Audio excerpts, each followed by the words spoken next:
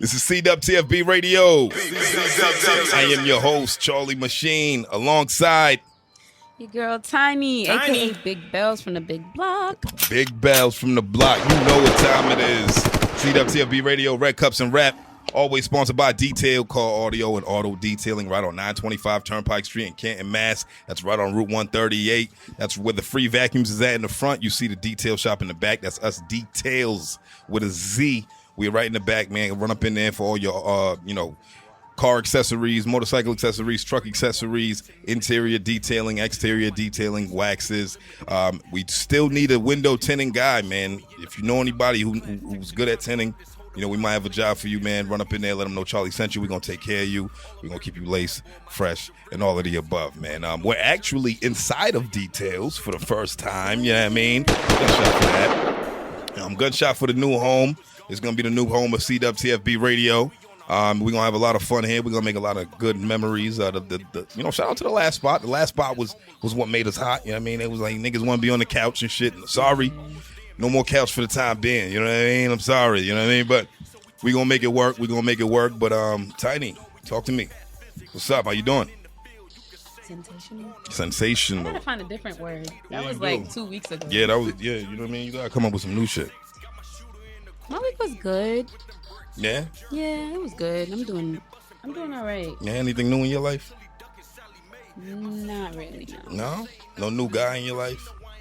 No. No? Okay. All right. I'm just asking, man. You never know. Shit happens. Shit changes week to week. Nah. You know what I mean?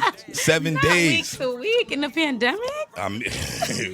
You never know, man. You never know how things is going. How's baby girl? She's great, actually. Driving me crazy, but she's doing good. Any current events that you want to speak on? Don't want to. Nah, because you don't like that man. So Who? Nah, let's talk about it.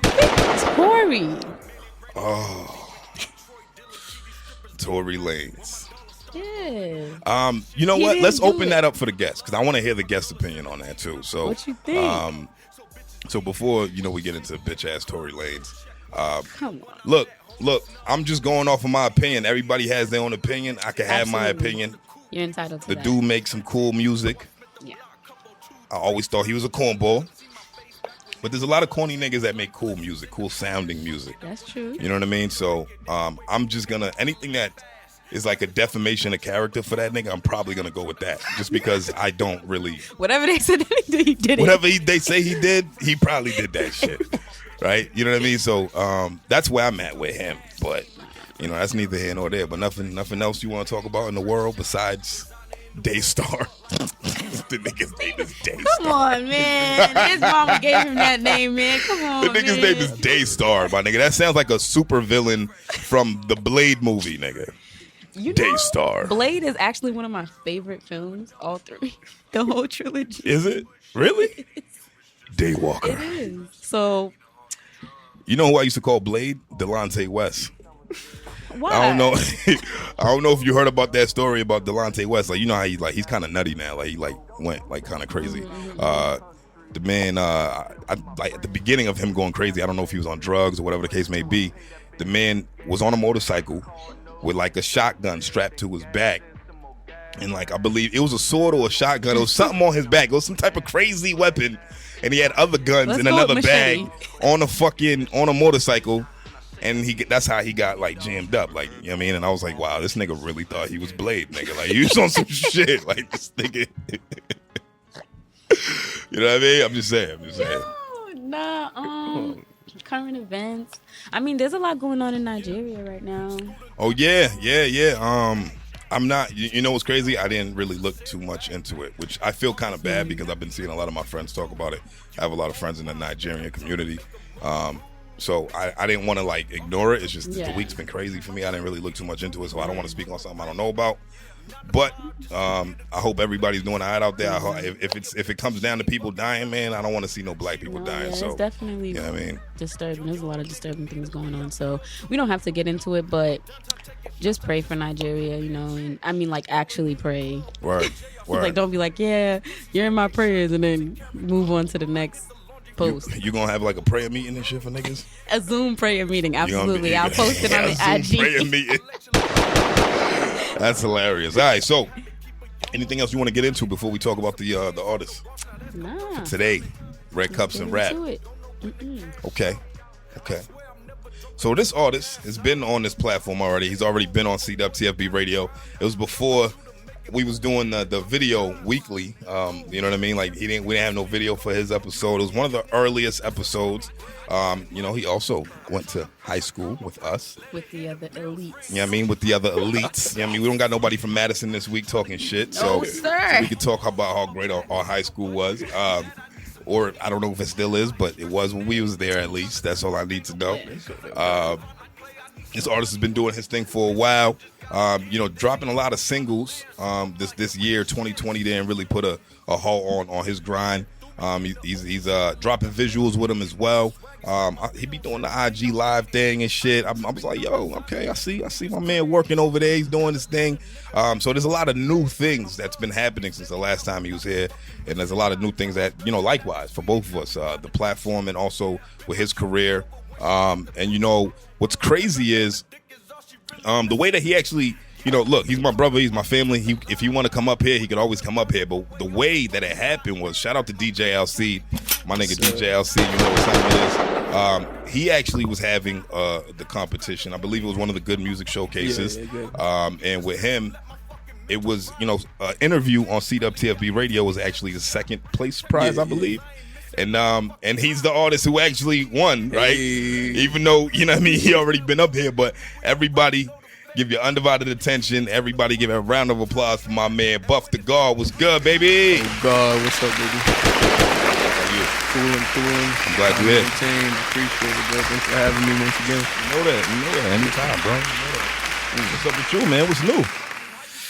Oh, what's new? I mean, I'm working on a tape.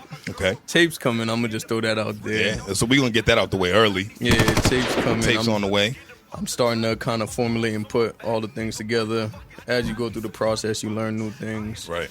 You gain more resources. You know how to kind of apply it a way better. You feel me? So now that I got that, it's just time to put it out. So I'm working on the tape. Like you said, singles have been coming out.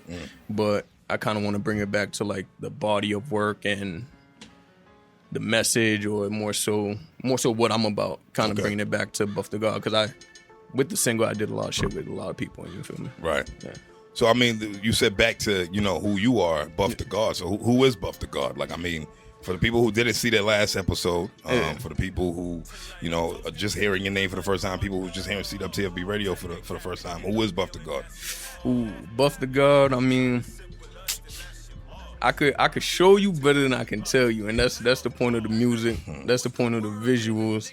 I'm still trying to get it all together, but I mean, Buff the God is everybody who's in the hood, everybody who's going to school, everybody who's in the beam, everybody who's in America. I'm the My next man said America. You America. heard the way he said that shit? It has to America. be America now. It has to be that way. It ain't always, you feel me? But I mean, I'm your average nigga living in extraordinary ways, man. That's really how I could sum it up. There's not much that differentiates me from anybody else. People who don't do music, people who locked up, people who going to school, but at the same time, it's the mind state that does differentiate me and what I'm doing and how I'm applying basically my life and learning as well, and how I approach shit. Right. Definitely my perspective on the whole shit, whether it's current events, whether it's music, whatever the case may be. Okay, that's real, man. That's real. I like that. So tell me about your 2020, man. Like, you know what I mean? When you got here on the first joint, COVID wasn't a thing yet, right? No, it definitely wasn't. Was it in 2020 when I got here? So. Was it February 2020? It was in March, early March. March 9th is when I released the episode. So, So yeah, it was February. So that's before it was like scary out here. Like it was a thing, but it wasn't like it was like rumors. We didn't really know what the fuck it was. We was on some shit like I think I might have talked some shit about it on like I don't know. Did I like I don't know like probably mocked it like what the fuck is going on, coronavirus type shit. Like exactly. But so how do you feel like that's affected you as a creator? Shit, 2020 has been lit for me as a creator, and I say that in a sense where it's like it kind of helped me activate my grind and my hustle with Corona, with the pandemic and the lockdown. Obviously, nobody going to work. Right. I took that that time to really just work on music full time, whether it be just brainstorming on how I'm gonna roll it out, or whether it be making more music, whether it be finalizing music, whether it be getting up with people and doing whatever. I just took the time to kind of get on my hustle. So since then, I've been doing that, and it kind of just activated in me to also keep consistent, even now that we're still not technically in a lockdown. You feel me? But I'm just taking that and kind of running with it. Okay, I respect that. But it just, for the most part, it gave me the time to do a lot more. So you basically took advantage of the fact that everybody's staring at their screens right now. I like to think so. You feel me? I mean, that's what niggas should have done. Yeah. You know what I mean? Like, if you were creative, if you was doing anything creatively and you weren't taking advantage of the fact that niggas is in the crib. Yeah. And they got all this expendable cash right now. Yeah. You know what I'm saying? Expendable cash. Yo, for real, niggas was getting more. Like, some people was getting paid more than what they was getting paid at work. Your boy. Right. Exactly. You know what I'm saying? So, yeah, I mean, that's dope. And I see you doing a lot of music with your label mate, Suave. Yeah. So talk to me about the label. So the label is you, Suave, and who else? So the label, Suave is the label. Mm-hmm. That's bro, so I'm just supporting bro. Okay. But even more so, like, people can say label mate because I'm supporting bro till it die down. You feel me? And it's never gonna die down. You're technically not on that label, is what you're saying. Because he's technically an artist too. Okay. You understand? He's operating as an artist as well as a label. Okay. I'm just operating as the artist being the brand. Okay. But a prime example of how his label can work would be through him or through me as an artist. You understand? So that's bro. I'm gonna ride that shit till the wheels fall off. As far as gang. Who else is on it? His little cousin's on it. His little cousin Javi. He rap. He from Chelsea. Okay. And it's really just more so the unit that we got with us, whoever's supporting us. We got a bunch of rappers with us like Cashman P. Yeah. Juice God, my little cousin. He rock with us. He support us. That's really it for now. You feel me? Okay. But even back to the whole Corona shit. Taking advantage of people being on the screen. As a creator, that shit, it separates the real from the fake, I feel like, personally. You feel me? In what sense? In the sense where a lot of people were making music, but they're probably not really in it for the music, or they're not real artists. And it's like, once Corona hit and all the major labels or the freaking the studios, recording studios had to shut down. Right. Those people had no outlet to do their turn up and their fake rapper shit. You feel me? You know, I tweeted something like that the other day. I think you tweeted yesterday. today or was yesterday. it today? Yeah, that's you a fact. retweeted it or some shit, right? It Strongly was like, felt about that shit. I think I said something along the lines of, a lot of niggas be studio rappers and not real artists. Yeah. So you agree with that? Like, meaning, like, there's a lot of niggas that this kind of the coronavirus, COVID exposed the studio artists. I strongly agree with that. I'm gonna answer yours. Speaking to the microphone. I strongly agree with that. And I'm gonna kind of piggyback it. Shout out to DJ Alcide again. Alcide. I don't know if you've seen his IG today, but he posted a pic. But the caption was 2020 kind of set apart the real from the fake as far as who wants to do this musically. Right. Back to the whole studio rapper and artist, etc., etc. There's a lot of people who do music because they just want to get the bread, and there's nothing wrong with that. But then there's a lot of people who do music because it's what's lit, it's what's popping, it's the outlet to the bread. Like, there's some people who want the bread, but they're actually talented and they do music. Right. There's some people who, they don't care about the bread, they just want to do music, you understand? Right. But everybody who's just doing it for whatever reason that's not true to their heart, is fading out. And that's what I take Corona for, to be honest. That's real.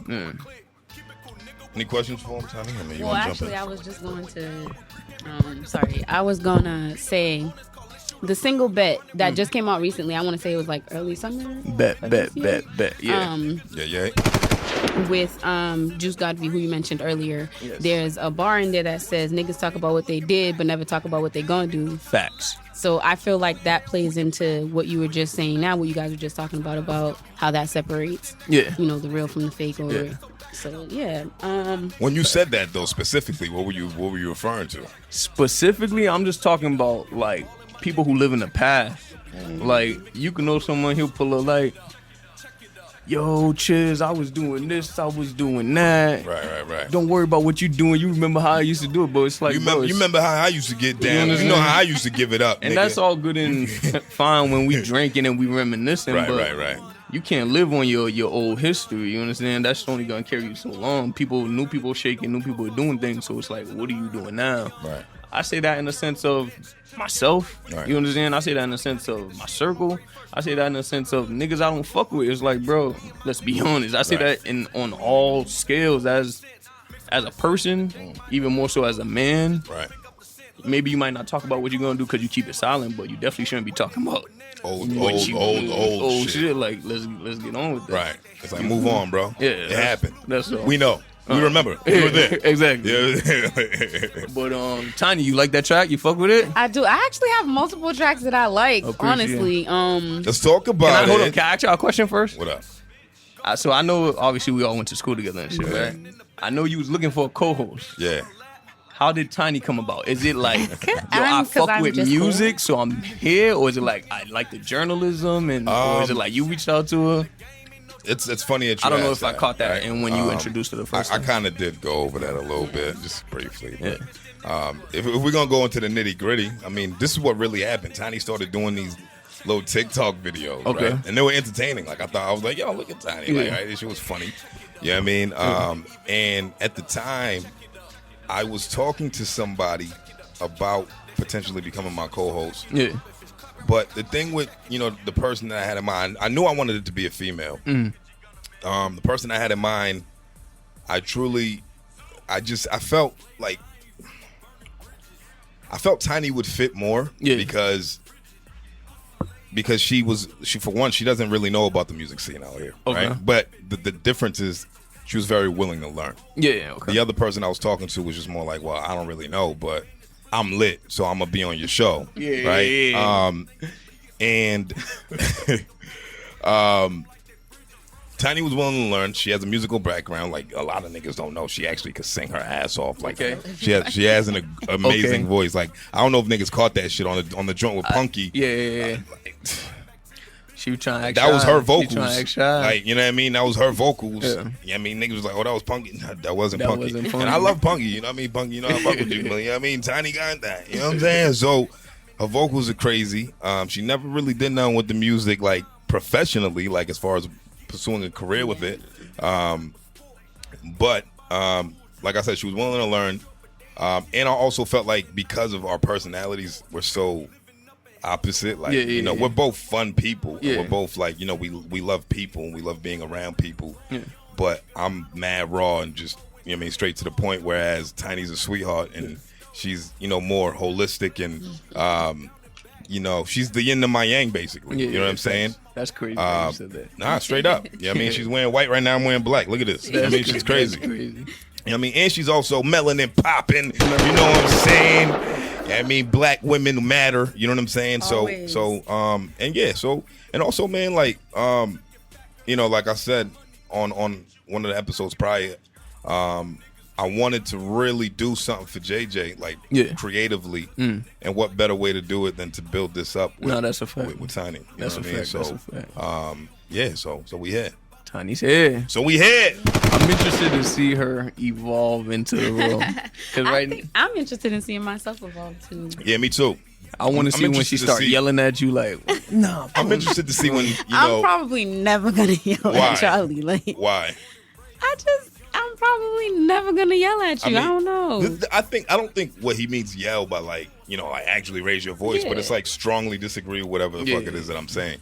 And I'm okay with that. Yeah. Like, you know what I mean? Like, that's the point. Yeah, I mean, we gotta bump heads. I mean, and if we don't, then that's not gonna make the show fucking. You know what I mean? Like, I mean, like, it's not gonna get the people going. But not even that. It's like, why bring somebody else on here who's just like me? Yeah. That's a fact. That's like, nigga, I already got one of me. Like, you know what I mean? Like, I could do this by myself all day. Like, I have no problem doing it. But it's just more like there's other perspectives out there. You know what I mean? It's not just about what I think, because I don't know it all.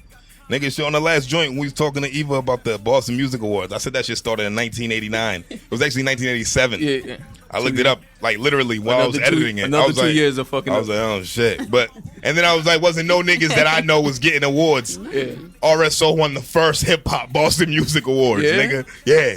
So, yeah, I mean, like, we all learning, whatever. Learning process. We here to make each other better. So, I bet. You know what I mean? Enough questions from the artists, though. Niggas need to stop asking us questions. It's our shit, nigga.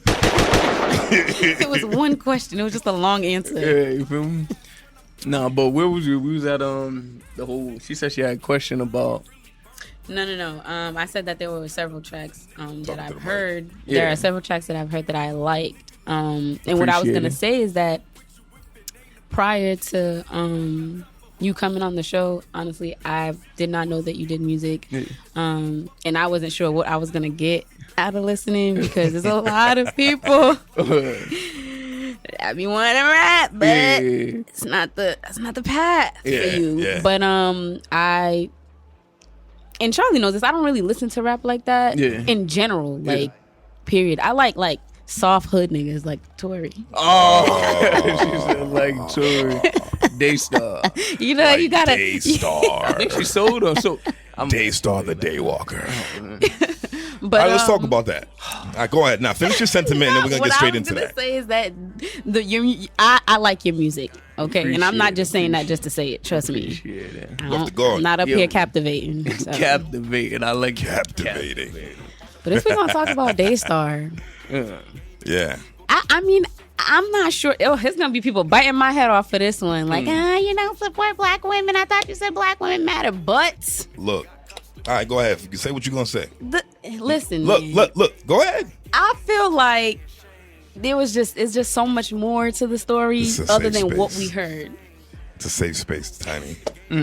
Tiny Bellez, this is her take on the whole Tory Lanez. And I don't feel like he intentionally shot her in the foot. I don't feel like. I feel like if he was going to intentionally shoot her, he would have shot her somewhere else. That's my take on it.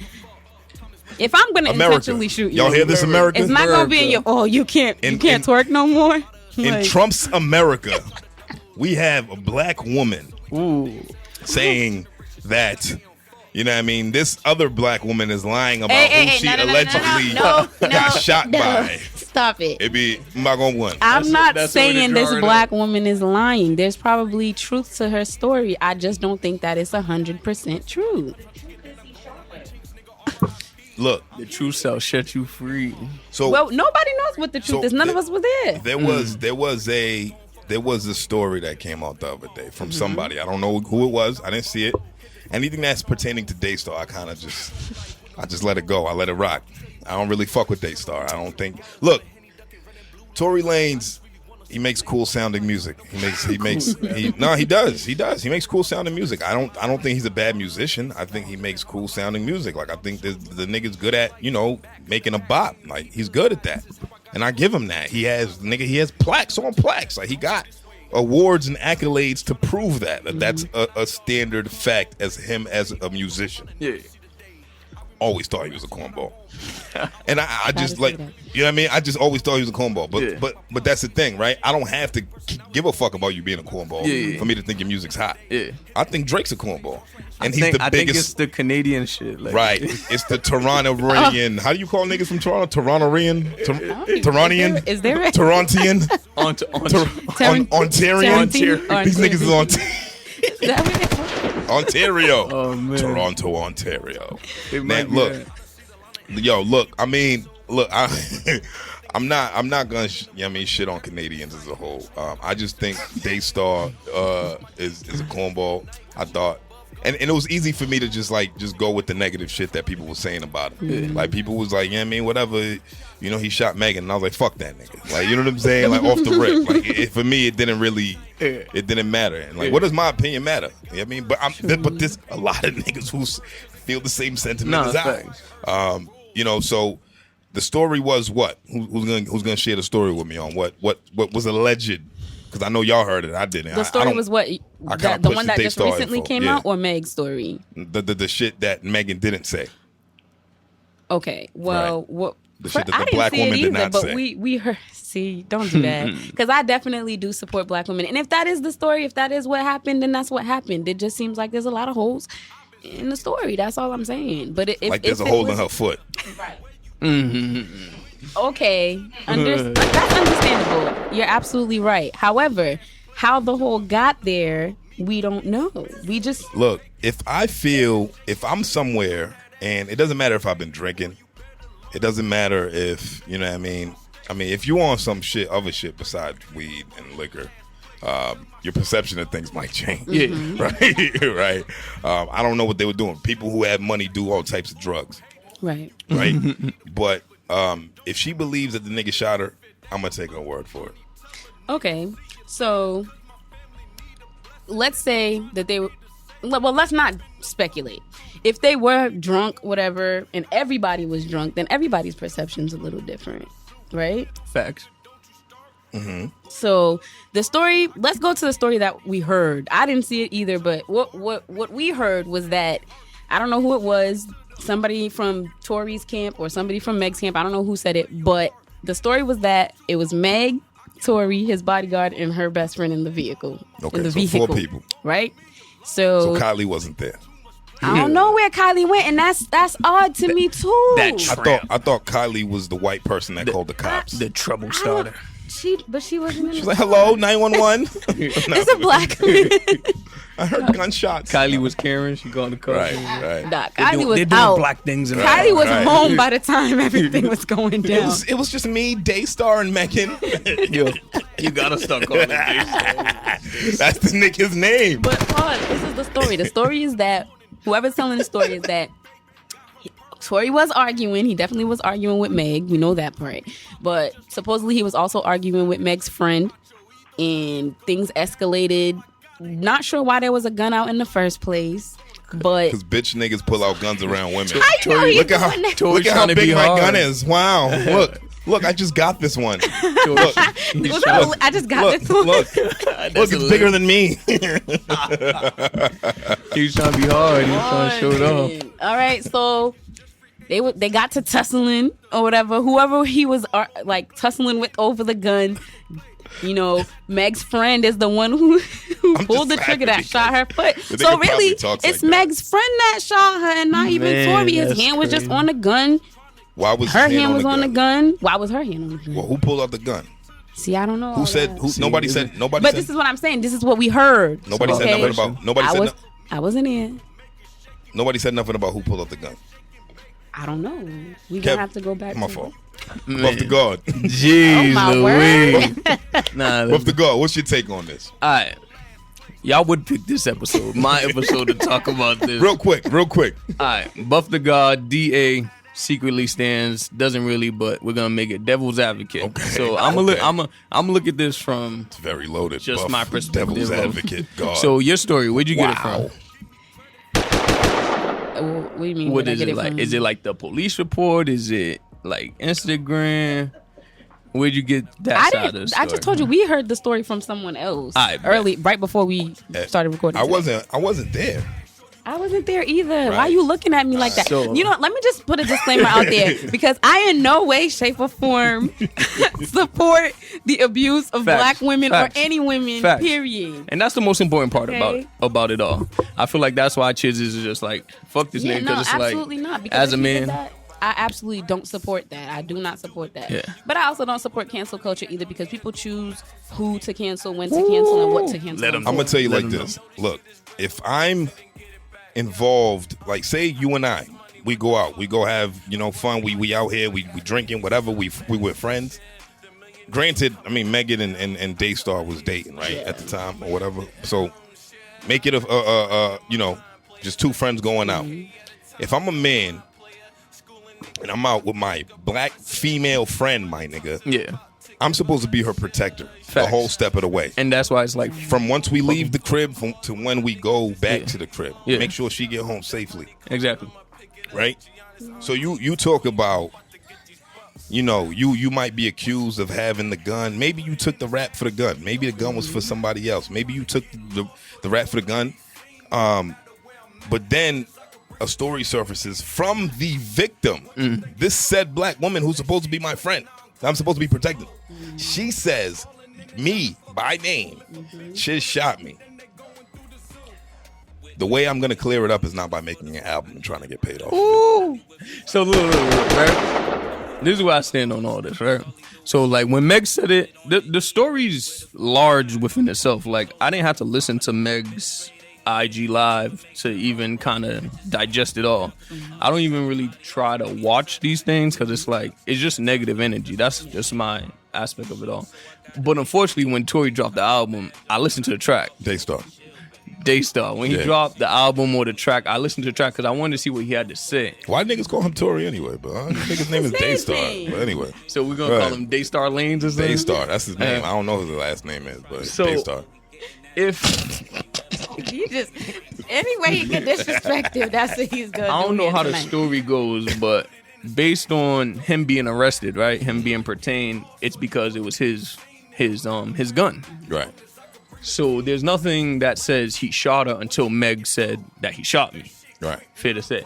Okay, so now I'm kind of on her side in the sense where she said there's a lot of holes in the story because unfortunately no one knows what went down in the car but those 4 people, right?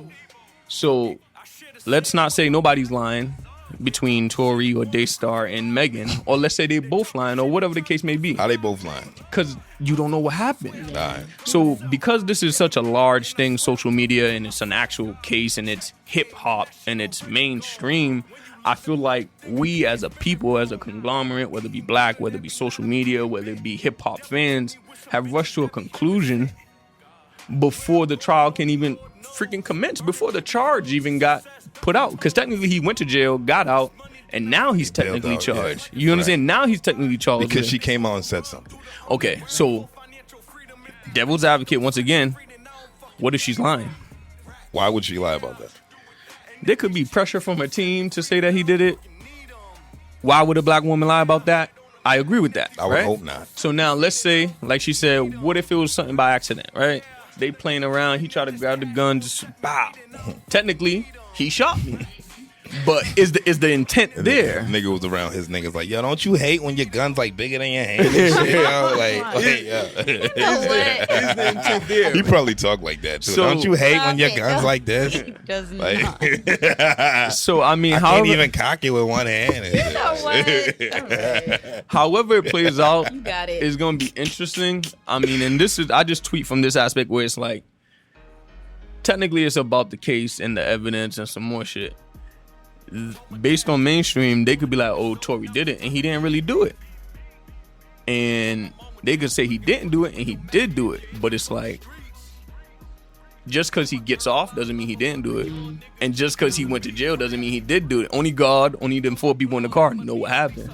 I seen some shit, like they're trying to, it's social media, bro. They switching the shit 20 different ways. I seen some shit where they was like, Meg's not the person who got shot. On social media, you understand? Even though she was like leaking out her foot and shit. They saying the person that was leaking wasn't Meg. So they said Meg got out the car first. There was a girl on the floor that was Meg, and the person who got shot wasn't Meg. The best friend in the car said, all I know is that I didn't shoot Meg. So it's between Tory and the fucking bodyguard. You understand? Or Meg shot her fucking self or some shit. So it's like, niggas like, who did that? Him? And the unfortunate part about it is, once again, only the 4 people in the car know what happened, and freaking God himself, herself. But I feel like it's a prime example of how like social media kind of will take a life of its own before a fucking case gets to play out, to be honest. And it should be real interesting of how it all plays out. Yeah. Yeah, well, this is the last thing I'll say about that. DAYSTAR. As a best friend, though, if a dude shot my best friend and you telling, I'm telling too. Right. I'm not gonna say, well, all I know is that I didn't do it, but I'm not sure. Like, you're not my best friend. She needs to go. Right. Because that's all. It be your own niggas, yo. Bro, It be your own it's niggas. gonna be crazy, bro. It's gonna be crazy. Hey, man. All right. Enough of that. Enough of Moving right DAYSTAR. along. Enough of with Megan. DAYSTAR. You know what I'm saying? Y'all liked his album, though? I didn't listen to the album. I listened to the track, and that's why it was like I spoke about it or I tweeted about it, because it's like, when I heard the track, it's a good song. The nigga makes good music, and I'm just like, that's crazy. Everything he said, but even more so how the case could affect how he's talking about he was trying to buy a crib for his kids and people now. Nigga was talking way too much. But it's crazy how the case, Cornball ass niggas. You see what I mean? There we go. But if it's true, right, and he didn't shoot her, it's a great track. Man, he's a pussy, because you gonna use this moment to capitalize off of a unfortunate situation that went down, and you're like, yeah, nigga, I'm gonna sell some records. You're a bitch. I can agree.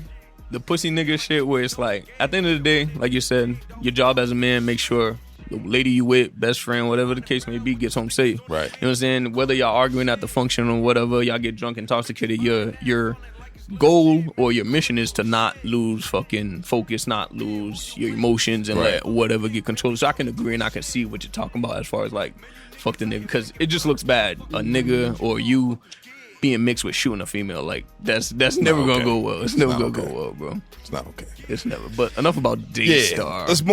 Let's talk more about Buff the God. Let's go. Oh God, Buff the God. What's up? Yo, Tiny got like a fucking book over here, man. I didn't know I had the notepad. I wouldn't have it on my slightly intimidated. She came with ammo for it. Well, I mean, you looking down and reading and shit. Like, I just want to know. She came prepared. I'm scared what she's gonna ask. Not even don't be you know, scared. Buff the God like my little bro. So like, me and him, I didn't write no questions down. Like, niggas know what time it is. Like when my people come up here. Yeah. They already know. I never look at my phone for no questions because that's where I write everything. But like, so now you trying to make me look like you know you came prepared. No. Look. I'm glad. That's good. That's good shit. So what you got for us? Well, I took notes because as I was listening to Tiny music, to you, I had a whole. Oh yeah, let's do that. Keep going. Questions. Keep going. No, keep going. Keep talking. But the first thing I wanted to talk about, I know this is one of your earlier projects, but it might be the first album that you actually did. Yo, you know what's crazy? I had to run that back today. You know, That's Society. But go ahead. Yeah, that's exactly my first project. Okay, so that was Let's talk full about that album. one. Yeah. And that was your first yeah, like your first project, actual full project. Okay. And I believe there's 9 tracks on Yeah. So before I even ask any other questions, My fault. I'm sorry. no, you're not. Before you ask any other questions, Before I ask any other questions, I just want to say, like, what was your process as far as like building that piece of art? Ooh, that building Depths of Society was a hard process in the sense where it's like people didn't know me for making music, so it kind of took some time to meet the right people, get the beats or figure out how I'm gonna do it because I ain't had too many resources. But the thought process at the time was I just had to get it off my chest. It was just a lot of emotions that I was feeling and things I needed to voice because I was coming into my own as far as realizing what life was. I just graduated college, Curry College. Shout out to Curry College. That's crazy, I did my first year at Curry College. I had I just finished school and then I'm getting into manhood, adulthood. And we was just talking shit about Curry College last joint. I know you listen to every episode because you might. Nah, yeah, that's a fact. But you know what I mean. But anyway, I digress. It was lit when I was there. You feel me? It was lit when I was there. I could show you all the lit people too. You feel me? But we don't know them niggas. What was I saying? My fault. I need to stop. That's a society. It was something I had to get off my chest. It took some time to die. A lot of emotions. What else was I saying? I was coming into my own, basically. You understand? So learning life, learning what freaking America's about. You understand? So I feel like I had to share the message and share the knowledge I had, but also pour out how I was feeling at the time. So I call it Depth to Society because my favorite movie, probably still to this day, is Menace to Society. I was going to ask about that too. Like, why Depth to Society? Vagabond. Vagabond. Because immediately when I did hear the title of the album, I thought Menace to Society, but I wanted to, you answered the question already. But prior to Depth to Society, were you already rapping, or was that like your first real, like, that was the first music that you put out at all? So I was rapping prior to that. I was rapping since I was 13. I've been rapping with Suave, who he started Thankful Records. We were rapping 13, 14, 15, 16. Thankful Records. I stopped when I went to college. Okay. So that's the problem. He continued. So I stopped, and this was probably my naive mistake in a sense. But so that's when you was a studio rapping and shit. What do you mean? What do you mean? He's trying What do you mean? What do you mean? So you was a part-timer. Nah, it was just I was focusing on school. I thought what is it? I was on my exactly. I was on my Asian shit in a sense where it's like I was chasing something that wasn't there. You feel me? But it took me doing that and realizing like, yo, that's a big dead end as far as how you're really supposed to live life to be able to come back and be like, I bet this is how you're supposed to do it. But I always wanted to do music. I always had a passion for it. So as soon as I finished doing everything that was expected of me in life, I just had to decide what I'm gonna do with my life, and it was like there's no other place to go. Yeah, I was gonna say that album was very raw, very a lot of storytelling. I feel like I don't want to say emotional, because for women emotional is like for women emotional is a different kind of emotion, but I feel like there was emotion in the music. And I can't let go. I appreciate it. You could say emotional because I'm an emotional person. You feel me? Like my music. What do you say? What do you say? You don't need it. It was nonsense. Don't even. I'm an emotional person, so you can say emotional, but if you're saying like raw and all that, I appreciate it. You feel me?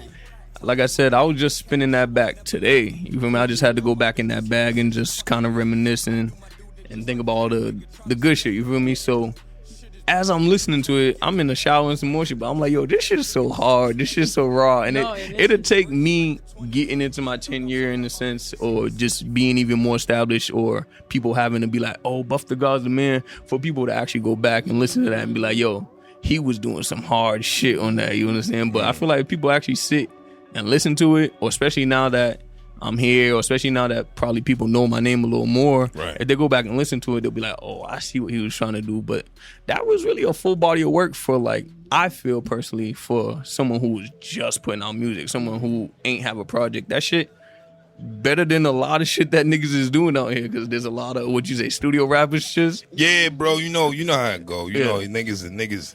It be the niggas. It be the you already know niggas. Yeah. Oh, you already know what the fuck. You know what time it is, my nigga. You know who it is. You know it's your boy. Yeah, yo, look. There's this one nigga, this one rapper. This nigga has to be like pushing 40. I don't remember his name. Say his name. I don't remember his name. I really don't. All I know is that you could tell, like, he really think he nice. Like, he really think he good. Like, the nigga, like, yo, and he tries to reinvent himself every so often. And the only reason I know this is because, like, every few months, he'll, like, follow me, right? And then he realizes I don't follow him back, so he'll unfollow me. And then he'll follow me again. Like, nigga, I know he's trying to get on the show at this point, because he didn't follow me before 2020. Yeah. And then you see the TFB radio drop, now he want to follow me again. You know what I mean? When I was doing rap before, he was one of them niggas that, like, you know what I mean? He might have liked my post. I might have liked this shit. But it was just on some, like, I support, you know what I mean, niggas who's moving. Facts. Right? But once you actually listen to somebody's music and you're like, wow, this is not it. Nigga. Like, wow, like, I can't even understand how anybody would like this, right? And he's one of those people. And you know what I mean? Every time he posts a video with some shit, it's always like, yeah, you know what time it is, nigga. It's your boy, nigga. What up, nigga? You know what I'm saying? And I'm like, nobody knows what time it is, bro. Like, the confidence be half the battle. You know what time it is? It's time to hang it up. It's time to hang it up. That's what time it is, my nigga. So straight hold up. on. Let me think, right? You say you're about 40. Look, we're not gonna dissect who it is. It really doesn't matter. Because for one, I'm not about putting people down. Yeah. I know who it is, and if he figures I don't out, think that's what he was. I really don't think that's what he was about to do. What was you about to say? Go ahead. You was trying to figure out who it was? No, I'm not trying to figure out who it is. My fault. I cut you off. It's a liquor, man. You know what I'm saying? My fault. I mean, what was you gonna say? I was gonna go into the whole topic of putting it up. You feel me? Because you obviously you fuck with Griselda, right? Right. They probably been doing this shit for a minute, but how old are they? How old is Benny? They're in their mid-30s, probably. Are they really? Probably late 30s. I don't know. I kind of am playing with the idea, or always kind of want to touch on the idea of how, like, rap or music is a young man's game, or like you age out of making music, or you age out of trying to achieve your goal in a sense. Benny was born in 84, so that means he'll be 36 next month. Okay. That's, I mean, I'm 31.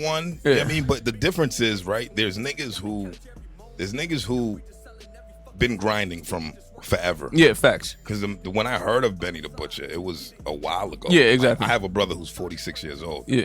And when he talks about Griselda, he's the one that put me onto them. This was like 10 years ago. You understand what I'm saying? Yeah. So 10 years ago, he was in his 20s. He was 26. Yeah. Right? Or whatever the case may be. So you look at it in that regard, as long as you don't take a break and then come back as this 36-year-old man, I think it's acceptable. I think it's fine. And that's why, like, besides the music, right, I fuck with Griselda even more heavy for that, because from the mainstream and the public eye, them coming in the game, they coming in as 36-year-old men. You feel me? And I feel like it breaks that perception, or it breaks that stigma where it's like you got to be young, lit, because them niggas is doing their thing. Look, I don't think it's a young man's game anymore, because at this point, this is a businessman's game. Facts. That's what it's going to be. Yeah. Period. If you're good at business, if you're good at doing business with your, whoever it is that you partner up with, you're going to do well in this music game. As far as having longevity. Because there's some niggas that want to get in, make a quick bag, and get out, and then do other things. And that's fine, too. That's the studio rappers, though. Right. Correct. Yeah. But what I'm saying is there's niggas who get in it, you know what I mean? Westside Gun is 2 years older than Benny. Yeah. You know what I'm saying? They're cousins. Like, you know what I mean? Conway might be older than Westside Gun. Like, I don't know. You know what I mean? I don't know who's older or whatever.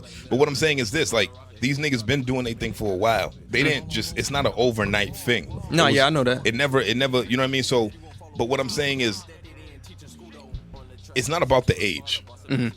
If you're pushing 40, if you're in your 30s, if you're in your mid 30s and you've been rapping for years, and you're not progressing, and niggas don't know what the fuck going on, nobody wants to fuck with your music, and you're not making at least a part-time income, and I don't mean like you know what I mean, couple $100 here, couple $100 there. I mean like a real full-time, part-time income. What's a part-time income? Like $2,000 a month, right? If you're not making at least that, nigga, at least $2,000, $3,000 a month, you're fucked. Why are you still doing this? Why? Especially if you're in a deficit. Especially if you're a 40-year-old man. Especially if you're in a 40-year-old, bracket, and it's always, you know what I mean, I'm about to go to the studio, babe. Damn, bro, I feel bad. He finna hear this shit. Yo, babe, leave the door unlocked for me, babe. He don't know it's him. Yeah, you know what I mean? He don't know it's him? Not at all. He know it's him. Boy, if your confidence is up here. If a nigga watching this shit. He can't possibly be talking about me. Nah, he already know what it is. There's a lot of different clues that I could give to like let niggas know who it is, but I don't think it's that deep. Because I don't, like I said, I'm not about bringing people down. But what I'm saying is, I hope whoever I'm talking about is listening, so they can put their life into perspective. Because it's like, bro, do something else. Whoever need to hear, just do something else. Just do something else. You know what I mean? Because it's like it's not working. Stop. Okay. Well, fuck that nigga. Fuck that nigga. Right. But anyway, what's up with Buff the God, man? Buff the God's cooling, man. I'm just trying to work. Like I said, I'm working on the mixtape. Yeah. You got a title? Yeah, POE mixtape, product of environment. Okay. Very cliche. Why you say cliche? I mean, a lot of niggas did shit like that. Product of my environment, product of environment. Bet, but they're not doing it how I'm finna do it. That's gonna be the difference. How you gonna do it? Well, I mean, I got a whole concept and a whole like mini documentary series I kind of want to roll out with it. You feel me? But it's really just touching on what we all need to touch on, just as far as being aware of how you are a product of your environment. Because in order for a young man to move on, a young woman to move on, in order for us as a black nation to move on, progress, or in order for Boston to realize what we need to do to move forward, you gotta realize what you're doing wrong, which is in a sense being a product of your environment. You know what I'm saying? So you gotta identify the negative before you start to work on the positive. So That's fair. I kind of want to get a whole documentary series going to surround that. I'll gather some people up, and technically this is exclusive. I ain't really share this with too much, but we'll see. We'll see if I'm able to. Not we'll see, but we'll see when it comes out how effective I am at making it different from other people's POE tape. You feel me? Okay. I respect that. But how many records you gonna put on that? Probably like 7. 7. I got a list Niggas be doing the short joint joints. Like, that's what everybody do. Why short joints, dog? You wanna know why? Because with independent entrepreneurs right now, you don't got a major label, and like the times are different. You can do 9, 15, 20, but that's on label money. That's on with big machines behind you in a sense. Right. But with social media, people's attention span, you could waste 9, 15 tracks if you just put it all on. Okay. You understand? But some people got that clout. Some people got that demand and respect. Like Blanco legacy rappers. Blanco about to drop tomorrow. Right. Okay. Or midnight. Blanco 3. Yeah. Do you know how many records is on there? I don't know. I just seen the tweet before I got in the whip. But it's like, he buzzing. He got that respect. Niggas is gonna check in. They gonna listen to all however many he put out there. But that's facts. That's facts. Certain people don't got the bread to be doing so much, so they might put one track out. They might do a little EP. Certain people, like me, I'm gonna just talk about me. Why I'm doing 7 is I wanted to condense down from 9 on Debt to Society. I feel like it was too much for people as far as consuming it all. Right? Tiny, once talk again, about it. Once Tiny, again, talk about the it. factors are... Nah, you want to talk about it? Go ahead. No, I don't think that it was. Yeah. Because, like I said, I felt like there was a lot of storytelling. It was kind of like when he asked you who Buff the God is, like, I feel like you were telling us who Buff the God is. Facts. For somebody who's a first-time listener, I didn't feel like... I listened to multiple tracks more than once. We're appreciate it. So I don't feel like it was too much. Yeah. So when I say that, I feel like the two variables are people didn't know I rap, so therefore when I put it out, they weren't attentive to it. And the second variable being like social media now, where it's like if they're not seeing it everywhere, they're not gonna like you're doing what you had to do as far as doing the background to get to know me. Bang, people got everyday lives, and so I feel like those are two variables. But for me, it wasn't too much. But I'm just adjusting to what the times are, whether it be IG, whether it be social media. So I'm trying to bring it down from 9, but also like I had a whole game plan to shoot mad videos for all them shits, but I ain't do it. So it's like now I gotta be smart with my entrepreneurship and how I'm adjust and what my budget calls for and the best way to roll it out with everything I learned through the nothing new under the sun tape. Okay. Getting new resources, seeing what worked, seeing what didn't work. So I feel like 7 solid where it gives people the body of work, but it's not too small where it's like it can't hold me for a year or however long this run is definitely about to be. You feel me? Yeah. So the my Sorry, fault. go ahead. No, you go ahead. No, the reason why I'm kind of like so stuck on Debt to Society is because, well, you have the first track, the intro. Why? What's going on? Why are you choking on your drink? Because nobody asked him about it anymore. It was 3 years ago. I appreciate it. I appreciate it. But you know what like it is? It's because he's just dropped so much work since then. No, and I was gonna say that like there's just so much to consume, and I feel like after I get off of my little, being stuck on Debt to Society, I do want to talk about how you feel like you've evolved from that Buff the God to who Buff the God is today. Yeah. But the intro, I'm not gonna say the whole line because I don't really be cussing like that. Oh yeah. But there's a bar where you say, "Oh, 11, your mom left." Yeah. I'm gonna say the part that don't got no cuss words in it. Why you mumbling your own shit? Mom packed up, she was going, didn't even double take. Shit, we on our own. Yeah. I wasn't even ready, but fuck it. I guess I'm grown. If you trying 18, then we shooting this Home Alone. What's up? What happened? What happened? Yeah. That's just me digging deep into who I am and what was going on in my life. If you want to know exactly what happened, my mom, she went to move in with my sister. But it's about how you do it. You understand?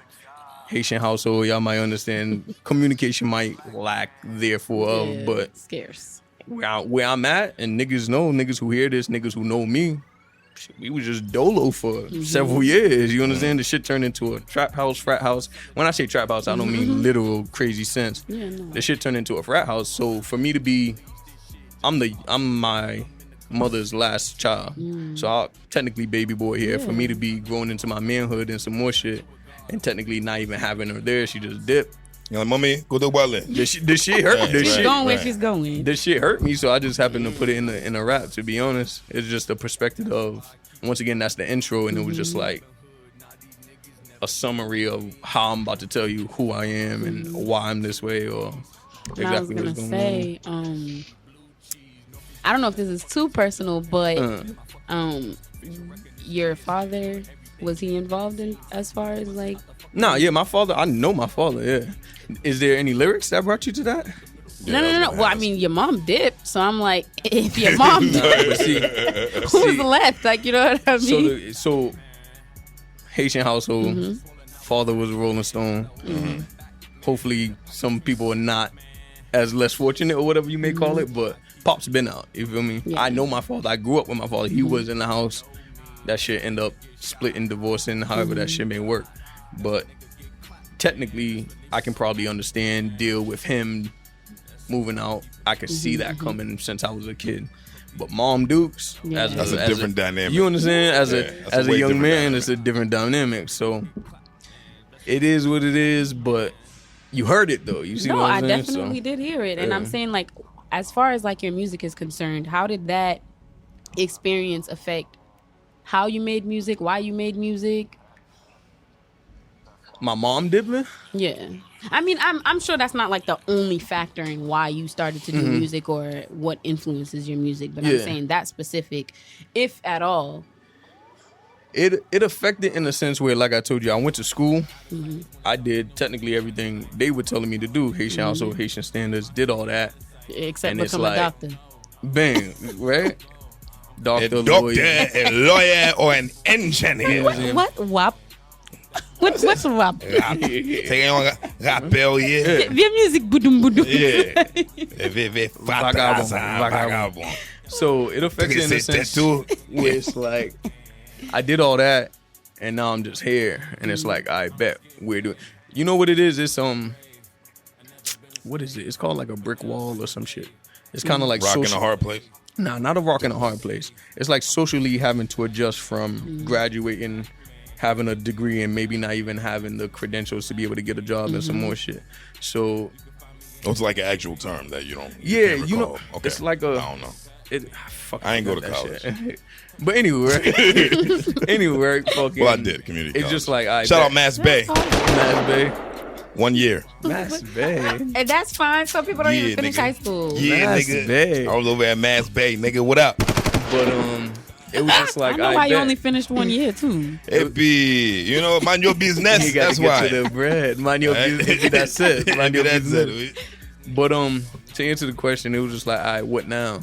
So I done did what y'all expected.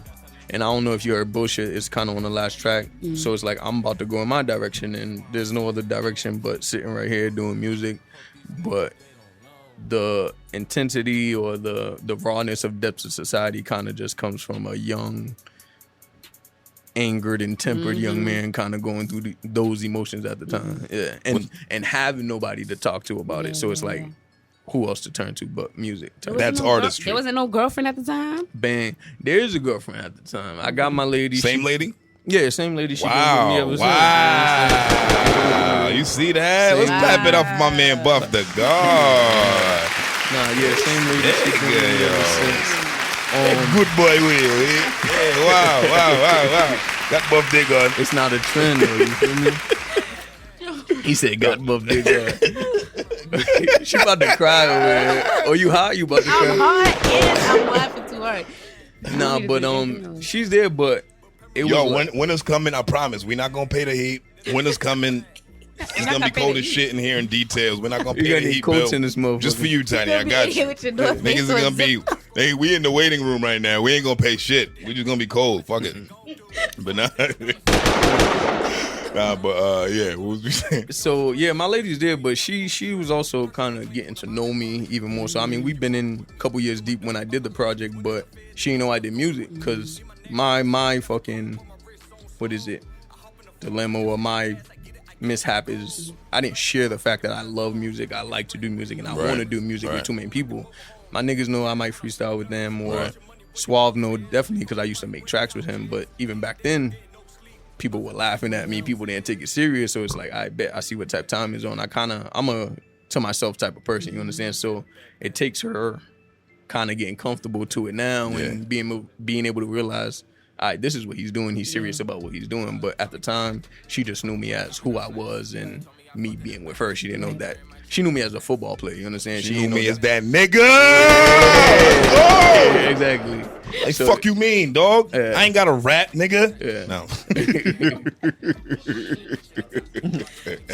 You know what? My fault. All right. So, all right. Let's talk more about your mom real quick before we move on. How's your relationship with your mom now?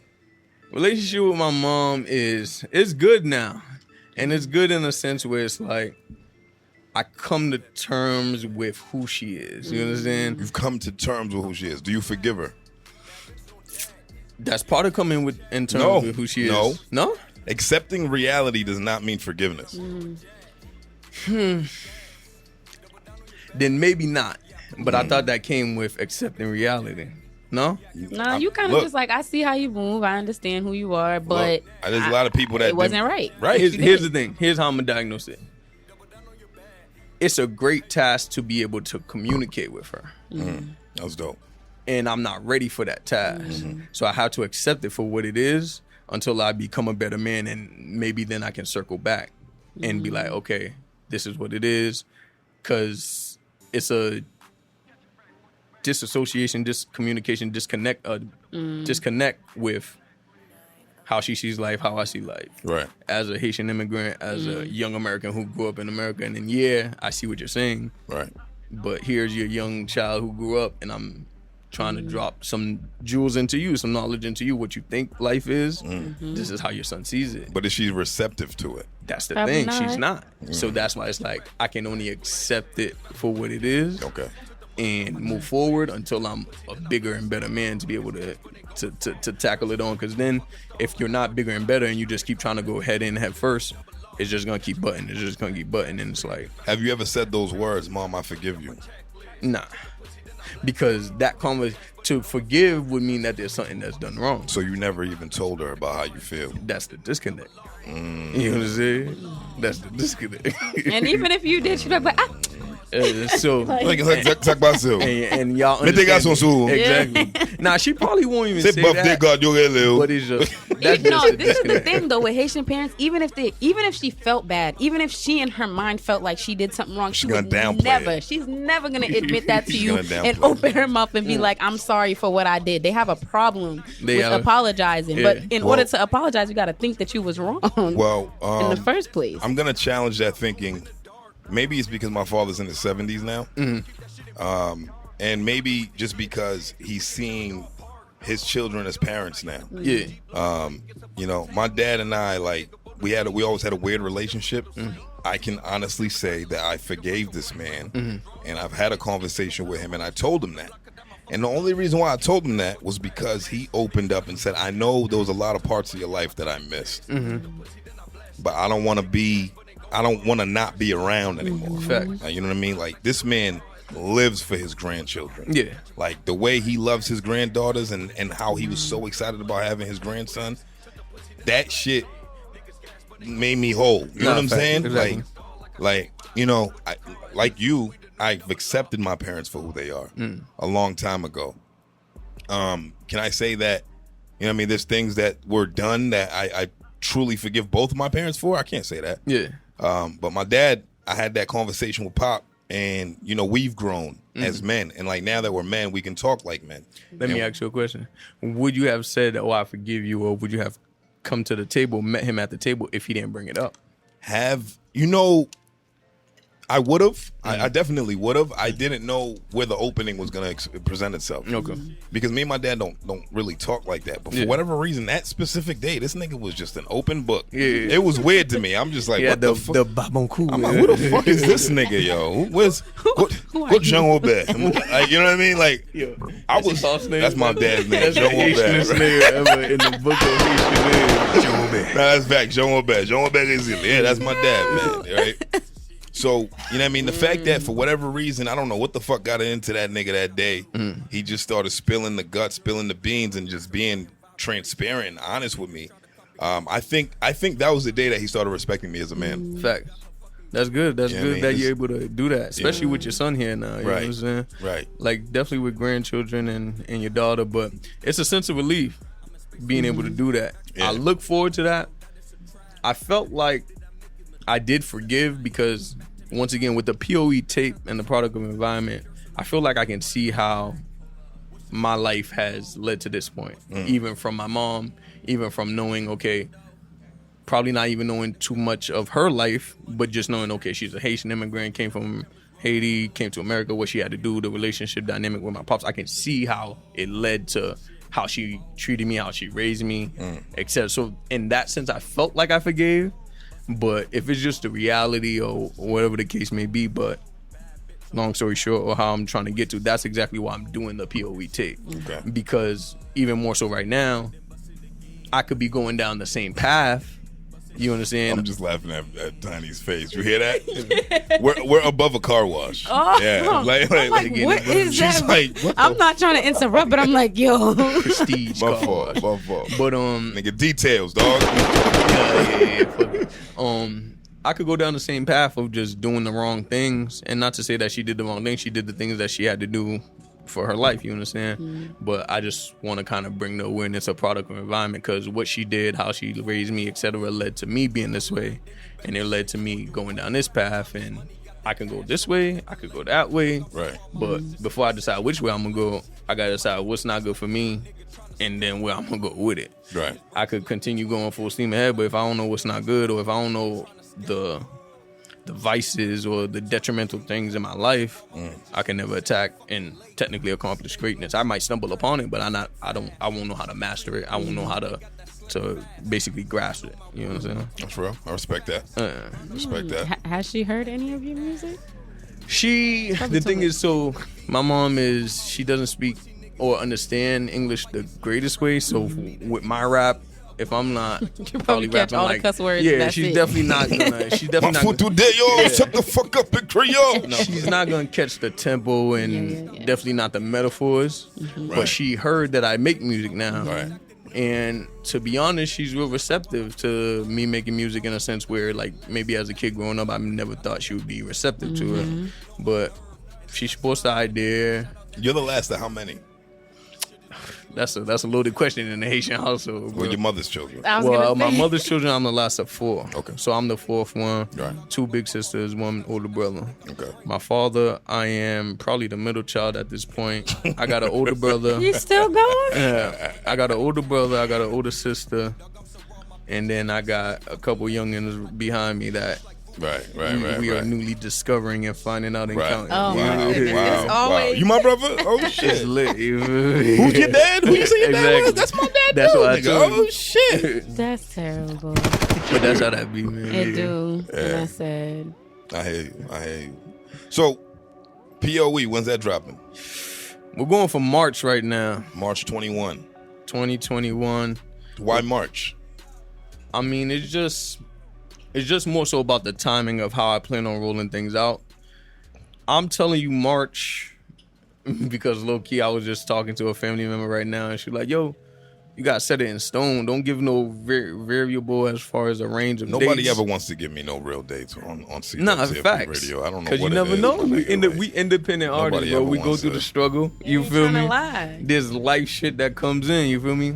I'm going to go with March because they was like, yo, you got to set a hard date so that way you can hold yourself accountable. Okay. But, I mean, the way I'm rolling it out, I'm just more so focused on getting the shit out at a right time.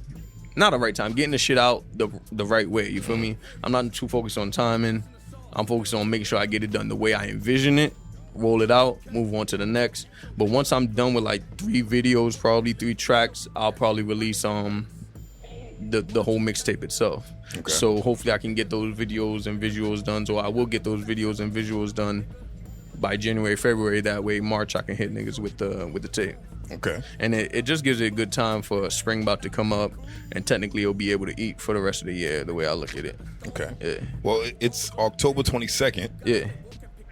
What's the end of 2020 supposed to look like for Buff the God? The end of 2020. We only got 2 months left after this one. This shit's basically over. Yeah. We got just over 60 days left. Yeah. I mean, the end of 2020 finna be lit. I'm still trying to figure out exactly, because you kind of got to take it as it comes with this whole corona pandemic and the rumors of this shit spiraling back and coming back, you feel me? But if you're watching out for me, if you're looking out for me, IG, whatever the case may be, you can see a lot of activity happening, because once again, I'm shooting the visuals. I just shot the Who This. That's getting wrapped up. Okay. So that's going to be coming real soon. I'm going to get into the next visual as soon as that starts, or as soon as that drops. But you can start to see the activity start to brew and lead up to the drop and lead up to what is the POE tape. Okay. But it's going to be lit. I just hope on manifesting and building on what I've already done, and basically learning how to adjust and how to apply to how I know it could be, basically. Right. 2020. I feel like you've been working this year. I don't know how you feel. Nah, he's about definitely it. been working. Have you seen everything? Have you seen everything is the question. I don't Seen know if I've everything in seen what everything. sense? I can't say I've seen everything. I've seen a lot of visuals that Who dropped you this asking? year. I want to know what y'all see, because obviously, like, Y'all job is to do what y'all doing. Y'all looking at millions of artists, so you might not see everything, but we're looking at a lot. I think I've been working, but you just dropped something, the best, right? Yeah. I actually haven't gotten a chance to listen. Yeah. I ain't going front. Yeah, nah, that's smooth. So I don't want to say, yo, this shit was hard. That's smooth. When I haven't, you know what I mean? But, that's smooth. I mean, I'm saying, I know. That's a journalist faux pas, my nigga. You know what I'm saying? Yeah. I'm on some bullshit. I'll own my shit. But, you know what I mean? End of September, October's been pretty busy for your boy. You know what I'm saying? Anyway. Big facts. I feel like I've been working, but I feel like I'm not working as effective or as quick as I would like to. So in a sense, there's a lot of things that I planted that are coming into fruition or have come into fruition over 2020 Corona, as well as me just trying to take up the hustle and turn it up a notch throughout Corona. I'm reaping those benefits, or I'm seeing all that kind of progress and manifest or grow within itself. But in my mind, I could work at a faster pace. Okay. I'm just trying to set up everything around it to be able to do so. So when you say 2020, how's it going? That's what I'm really focused. Besides being an artist, as a man, as a whole, but also being an artist, I'm trying to meet those two together, so that way I can just go. Because it's been a whole 8 months since you've been up here. Yeah. So within the last 8 months, what has that done for your career?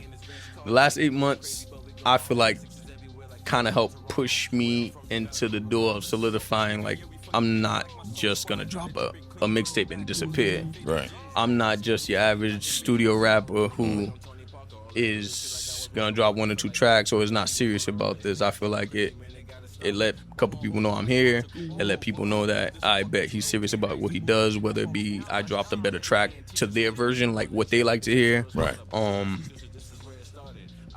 Yeah, the last 8 months, and I dropped a lot of shit, so that's why it's like, to be honest, my favorite shit is still 28, nigga. That's 28. I like 28. But you're crazy, like the 28. Yeah. So I dropped that last year, right? I dropped that last year, but I came with the video this year. Yeah, you see what I'm saying? So it's year. like there's a lot of things that happen. I'm looking at the landscape.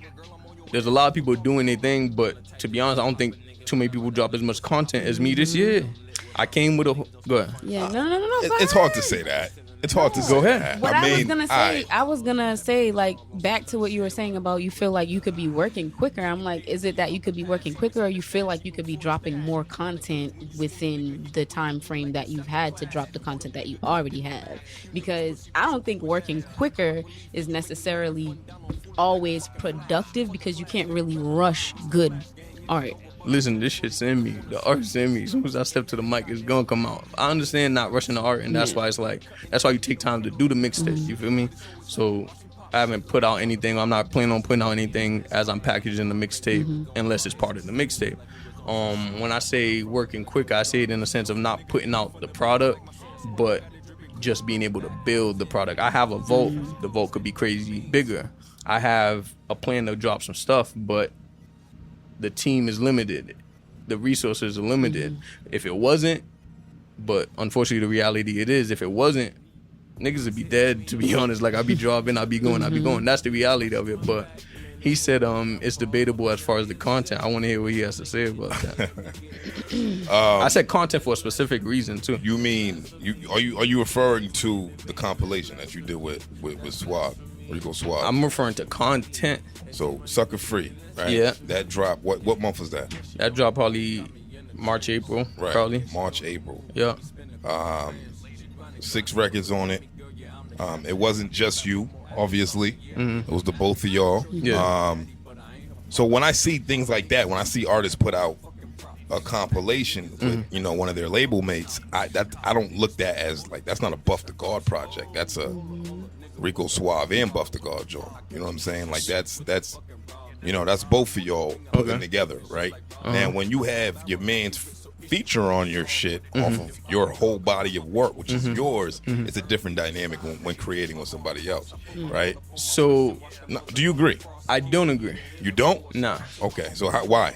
Because we both had to sit and make the music. Of course. So it's not like he gave me the lyrics and I rapped it. I had to come up with that, and we dropped it. Well, you was gonna be making music regardless. You're an artist. You're right, but with Corona happening, this is the biggest thing. With Corona happening, a lot of niggas wasn't ready to do it.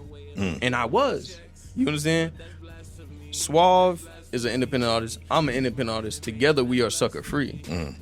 What me and him have been doing through Corona, even while dropping all this product, have been, in a sense, learning, trying to figure out how to do the things besides even rapping, bro. You understand? Like, there's more to the business than rapping. Right. There's more to the business than you being your artist and being like, this is how I want to package it. Right. There's everything else that comes into it.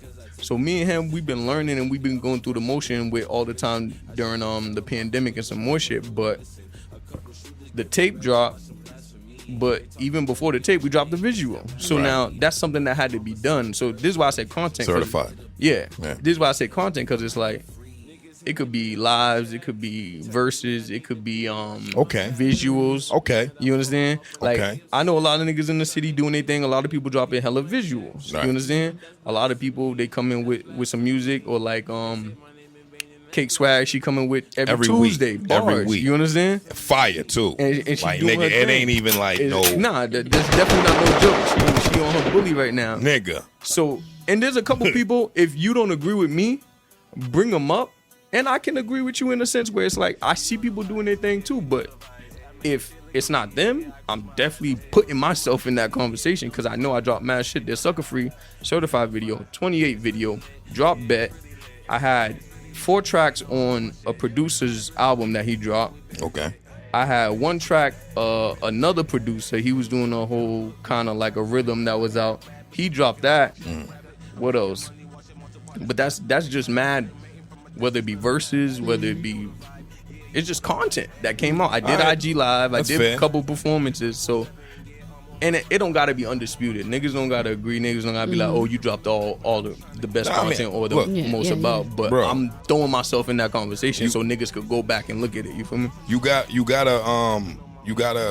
let niggas know what your perspective of things, how hard you feel you've been working, and I'm never gonna disagree with you. No, I'm not with you every day. I don't know what you do. All I can see is what I see. Right?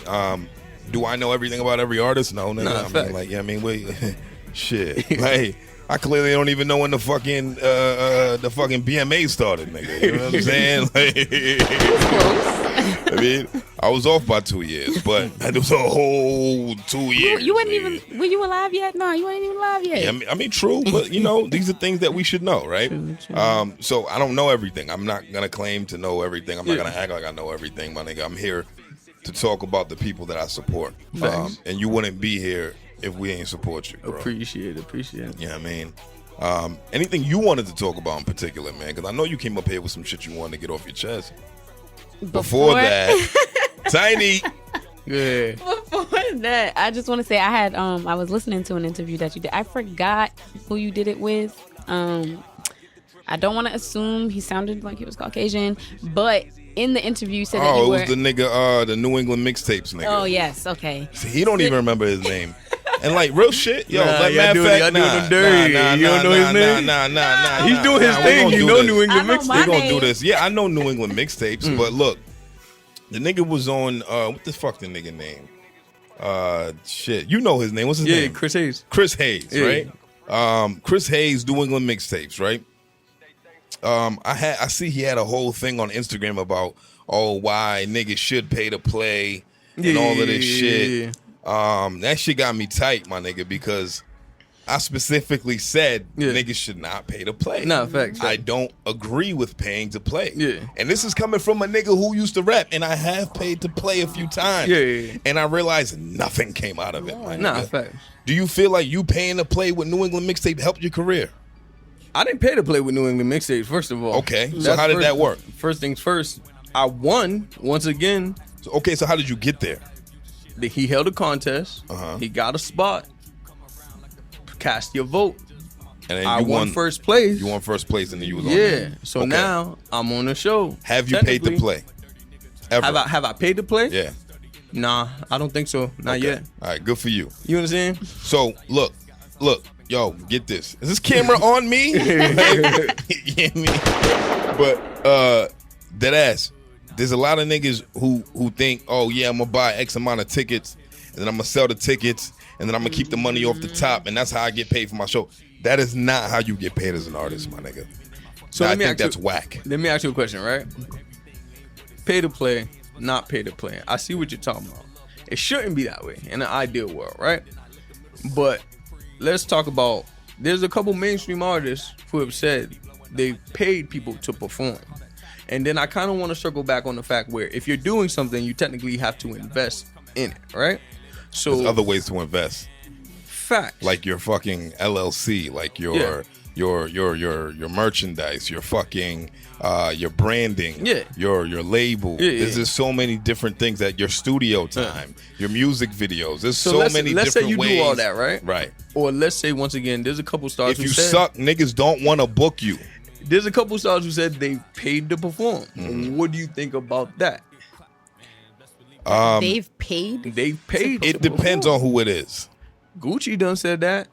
I'm sure it depends on who it is. It depends on who he was paying. Okay. And also, I see what you mean. I wouldn't pay Chris Hayes. Nah, I see exactly what you mean. I see exactly what you mean. Because the niggas who do pay Chris Hayes to perform, where the fuck are they? Nah, where do they come from? What do they do? I see what you mean. And it's always and there's no shout to him, but it's like your platform is clearly not that big where you feel like exactly. You niggas should pay you to be here, my nigga. So now, fuck out of here. Once again, like Gucci said, you probably paid the right motherfuckers. You know what I'm saying? You got paid. Okay, I see what you mean. I just want to, once again, I'm devil advocate. And the reason why I'm so fucking passionate about this shit is because I done paid the wrong motherfucker. Yeah. And I'm not saying it like it's like everybody's smart, nigga, and like I'm the fucking smartest nigga, because I done did the wrong shit, clearly. Yeah. That's why I'm upset about it. So when I see niggas, especially white men who try to exploit our fucking culture, my nigga, I fucking hate that shit. So you niggas, you want to come up here and you want to be like, oh well, I'm gonna build this platform, whatever. This is black culture, my nigga. So then when you got this white ass nigga and you want to be like, oh, this is the shit, this is my shit, whatever, bro. Like talk your shit. Your cornball, like yo, like real shit, my nigga. Like let's be completely 100%. And there's no knock against you specifically, nigga. You just happen to be the nigga that I'm talking about right now, right? Right? It's like, bro, nah, we're not doing that shit, bro. Yeah. I don't like seeing white people come into our culture and then try to fucking steal this shit and appropriate it and then be like they're the savior. And feel like, I'm giving people opportunities. Niggas suck my dick, nigga. You are not giving nobody no fucking opportunities, nigga. Yeah. We are on the fucking internet. You understand what I'm saying? Everything is online now. Niggas do not have to pay Chris Hayes to fucking perform, nigga. And the niggas who are paying him, who are they? That's a fact. You fucking dummies. That's a fact. You fucking dummies. Go ahead. Keep paying that nigga. That's the drop. You gotta drop that.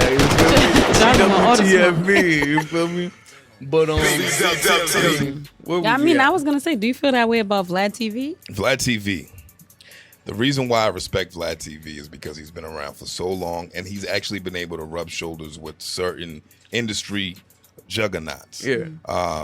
Look, I don't really care for Vlad TV. Yeah. I respect his journalism. Mm-hmm. What I don't respect is how he always just tries to stir the pot. Yeah. Like he's just a mixy ass fucking funny ass nigga. It's like he reminds me of one of them slave owners that just want to see two slaves fight. You know what I mean? And like the niggas who go on his platform and like they be big and I'm like, yeah, Vlad, I fuck with you, Vlad. No, nigga, you don't fuck with Vlad. You just going on his platform because you know it's valid now.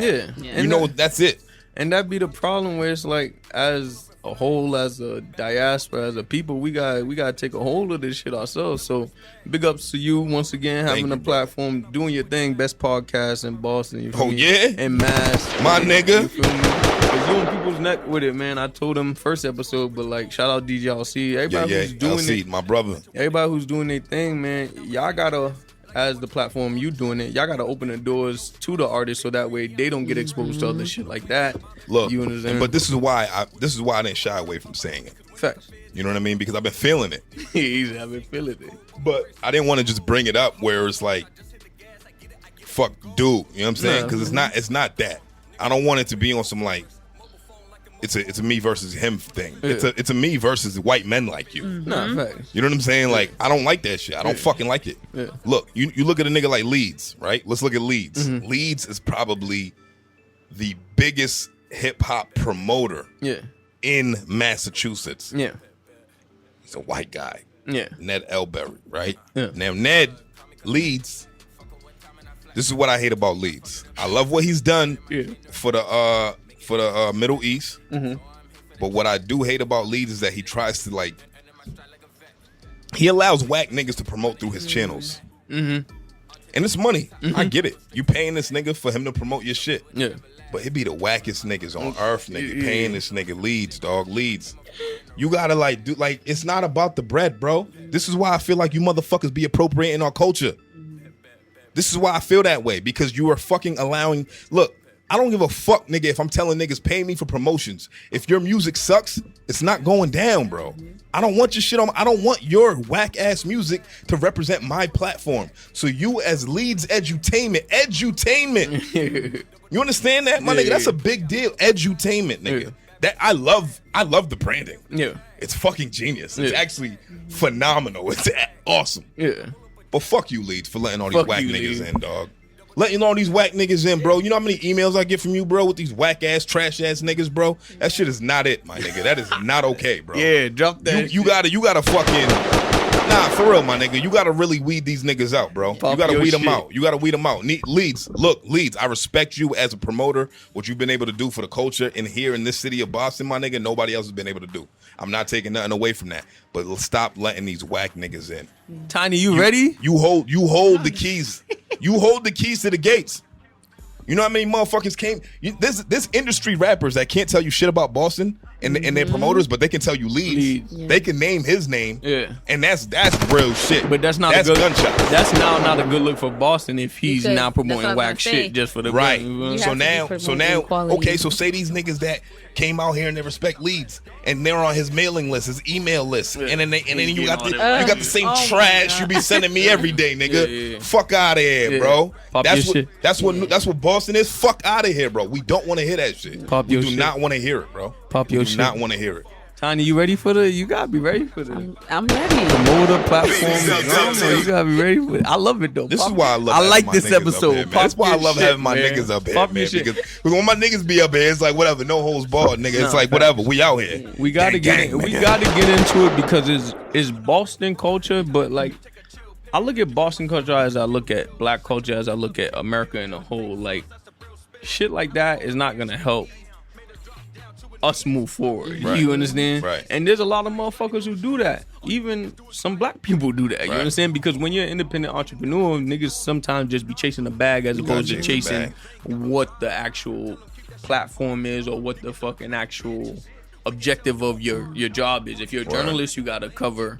Right. You're covering good music. You're covering artists you respect. You're not just being like, yo, pay me $50 to get up here type shit. But some people, they just struggling. They try and get to the bag. Yeah, and they're not worried about the quality. You understand? And that just be... It's quality over everything. It is. It definitely is. For me, at least. It's a complex theory that people be dealing with. And it's like, unfortunately, the society we live in, nigga, once you get the bag, niggas just gonna put some respect on it. It take a real nigga like you or people like this in the room to be able to see through the bag or see through whatever payments are being made to be able to be like, nah, you're not doing it right. Now, we can't put no respect on that shit. Here's the thing, right? Like, you know, talent and you know, somebody being nice, right? Mm-hmm. It's all subjective, right? It's all contingent on what you're listening for. Right? I love Ghostface. Mm-hmm. There's some niggas that tell me that Ghostface bores them to death. Mm-hmm. You know what I mean? I don't really understand what's wrong with those niggas, but that's what I believe, and that's what I deem to be real hip hop. You know what I'm saying? Well, the core, the basis, like right? There's people that don't actually listen to music facts. To like big facts to relate to it to absolutely to actually realize like, yo, look, the nigga Ghost fucking started a verse one time saying, nigga, I'm 5'10" and a half with Tim's on. Yeah, that was the beginning of his verse. And you was so nigga, that's bars, nigga. That's bars. You know why that's bars? Because that's real life for some niggas. Nah, that's a fact. Right? That's a fact. But the imagery with that is like, look, I'm 5'10" and a half with Tim's on. Yeah. Not Nike Air Force Ones, nigga. Not top 10s, not whatever. with Tim's on, right? You giving me the image, right? So if you're not listening to music for imagery, if you're not listening to it for actual content and actually listening to the words just to listen to the words, then we're not listening for the same things, not right? at all. So, but the thing is now, is this generation? Now, I'm just talking about generation society as a whole, not certain individuals, not certain generations, not certain age brackets.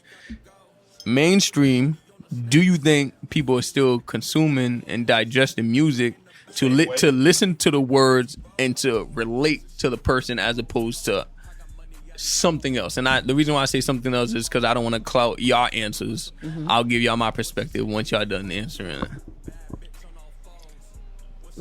What? Yo, Tiny's drunk. Yo, I was listening mad hard too. Are people listening to music to relate to it, to hear the words still in this day and age? I feel like people who are in our generation that appreciate good music that came from an era that the old niggas, not generation. The old niggas. Okay. It ain't even the masses. Listen, let me tell you something. Chizz mentioned earlier that I was on TikTok. I'm going to tell you what I hear on TikTok. Sell out. No,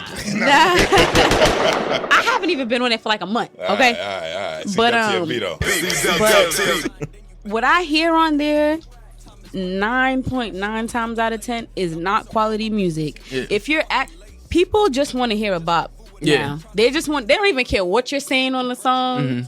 They just want to, if the beat is nice and the hook is catchy, that's all they're looking for. But a lot of these songs that I've heard on TikTok, like it does absolutely nothing for you. So you're just doing it because it's popular, is what you're saying. Like that's why you was fucking with a lot of the TikTok shit. I wasn't doing music stuff on. I know you weren't. I was just doing voiceovers because it was funny. Right. It was funny. And it takes a lot of work and effort and time to do those voiceovers, and I'm very good at them. She got so respect me for that. So hold on, you was acting with the voiceovers? You didn't see him? Oh, you not yet.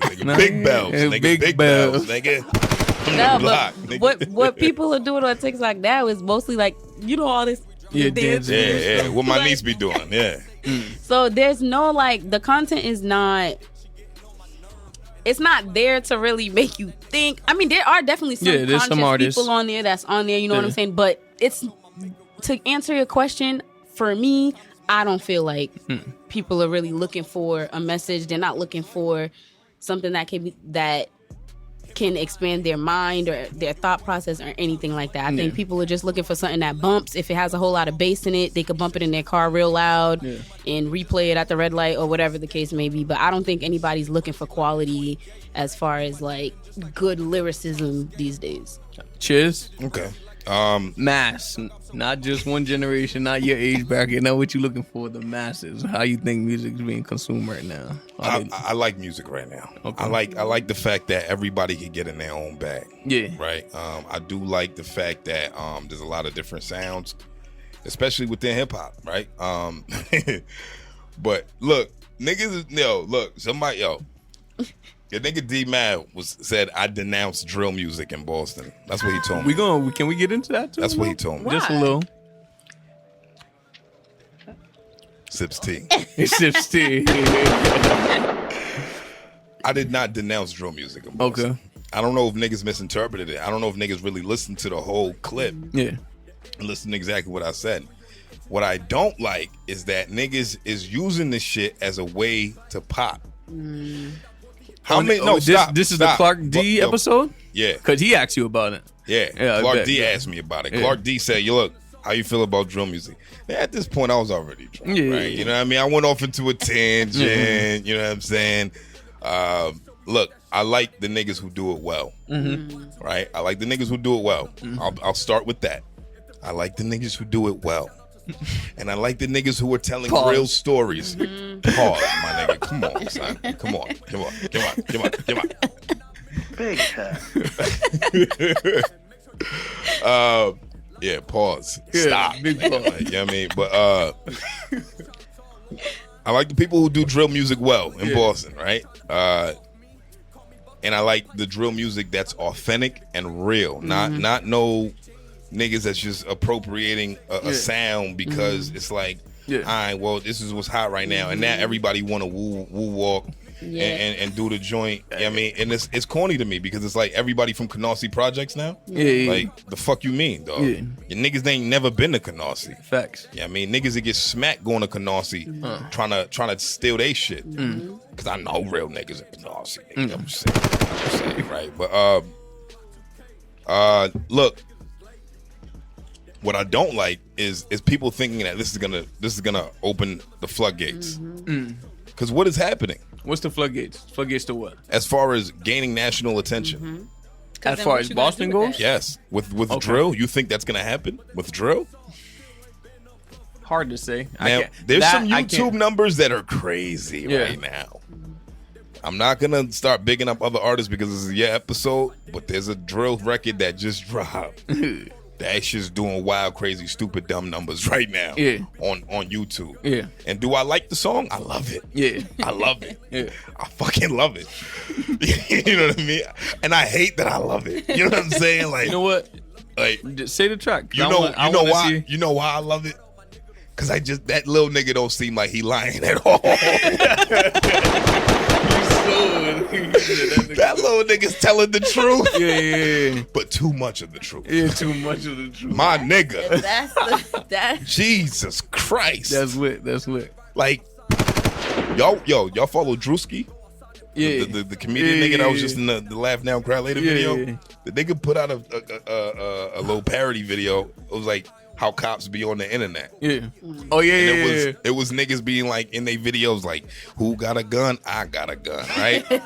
And then the cops is like, oh, what he say? He's like, yo, run that back. He's like, that motherfucker hard. He's like, yo, he got the gun? Yeah. He's like, well, we got the bag, right? Exactly. Nigga said, he's like, how much time you think he gonna get? He's like, I don't know, like 10. 15, violation, probation, right? And these niggas is making a song about a capping on the rappers who do this shit online. You see the nigga who just got caught up about talking about him scamming. Like, you fucking dummies. You fucking dummies. I mean, come on, man. I don't understand that. I come from the era where being a criminal was a secret.